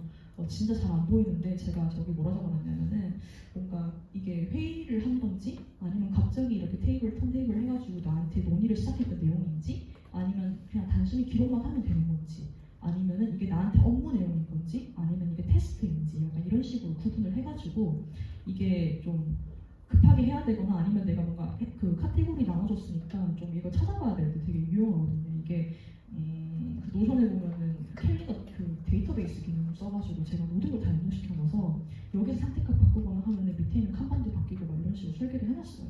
그런 식으로 관리를 하고 있고 진행 사항도 좀 한 번에 확인할 수 있도록 하고 있고 백로그도 진짜 꾸준히 생기는데 아까 말씀드렸던 것처럼 급하고 중요한 것부터 먼저 해야 되기 때문에 그런 걸 쌓아둘 때도 노션을 활용하고 있어요. 네, 다음. 그래서 그런 식으로 좀 시간 관리를 하고 잠깐만요. 아까 전자로 다시 넘어가 주시겠어요? 그러면서 이제 요거를 언제 하냐면은 이제 저는 일요일 밤에 좀 일을 해요. 저는 그 토스 오기 전까지 그 말을 듣고 정말 충격적이었는 게 월요병을 극복하는 방법은 일요일에 조금 일을 하는 거다. 저는 거짓말인 줄 알았거든요. 극복이 좀 되더라고요. 그래서 일요일에 저는 일주일에 해야 되는 건 좀 정리를 해요. 일주일 동안 내가 이제 다음 주에 뭔가 미팅이 있고 그 전까지 뭘 준비를 해야 되고 지난주에 끝내지 못한 게 뭐가 있고 이번 주는 뭔가 이거를 조금 깊게 한번 파볼까? 약간 그런 것들을 좀 정리를 해요. 그러면은 이제 일주일치 해야 되는 게 조금 잡히고 저는 이제 그게 그 비율을 한 50% 두고 나머지 50은 비워놔요.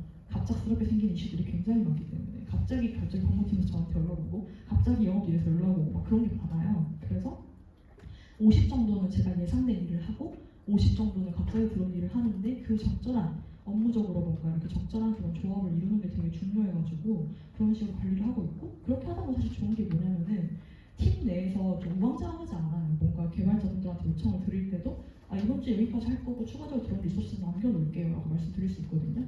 네.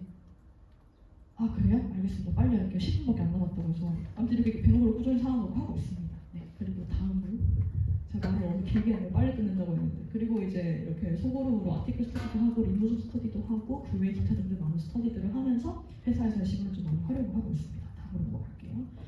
그리고 이제 회사 밖에서는 뭐 하고 있냐? 저는 저렇게 또 개인적으로 또 OKR도 세우고 체크리스트도 세우면서 일을 하고 있어요. 왜냐면은 회사 밖에서의 시간도 이제 어느 정도 제가 이렇게 좀 설계를 해가지고 컨트롤하지 않으면은 시간 관리가 너무 힘들어요. 그래서 원래 저 체크리스트 저것도 투두리스트 매일매일 하다가 안 되더라고요. 금요일, 토요일, 일요일밖에 시간이 없어요. 월화수목. 그래서 이제 저렇게 주별로 나눠가지고 체크리스트를 관리를 하고 있다라고 말씀드릴 수 있겠고요. 다음. 네. 그리고 이제 뭐 외부에서도 뭐 하고 있냐라고 물어보시면은 뭐 여러 가지 스터디도 많이 하고 있어요. 독서 기록도 하고 있고 뭐 독서 모임도 하고 있고 브런치도 하고 있고 사이드 프로젝트도 하고 뭐 이렇게 외부에 강연 같은 거 다니고 뭐 그런 것들을 하고 있어요.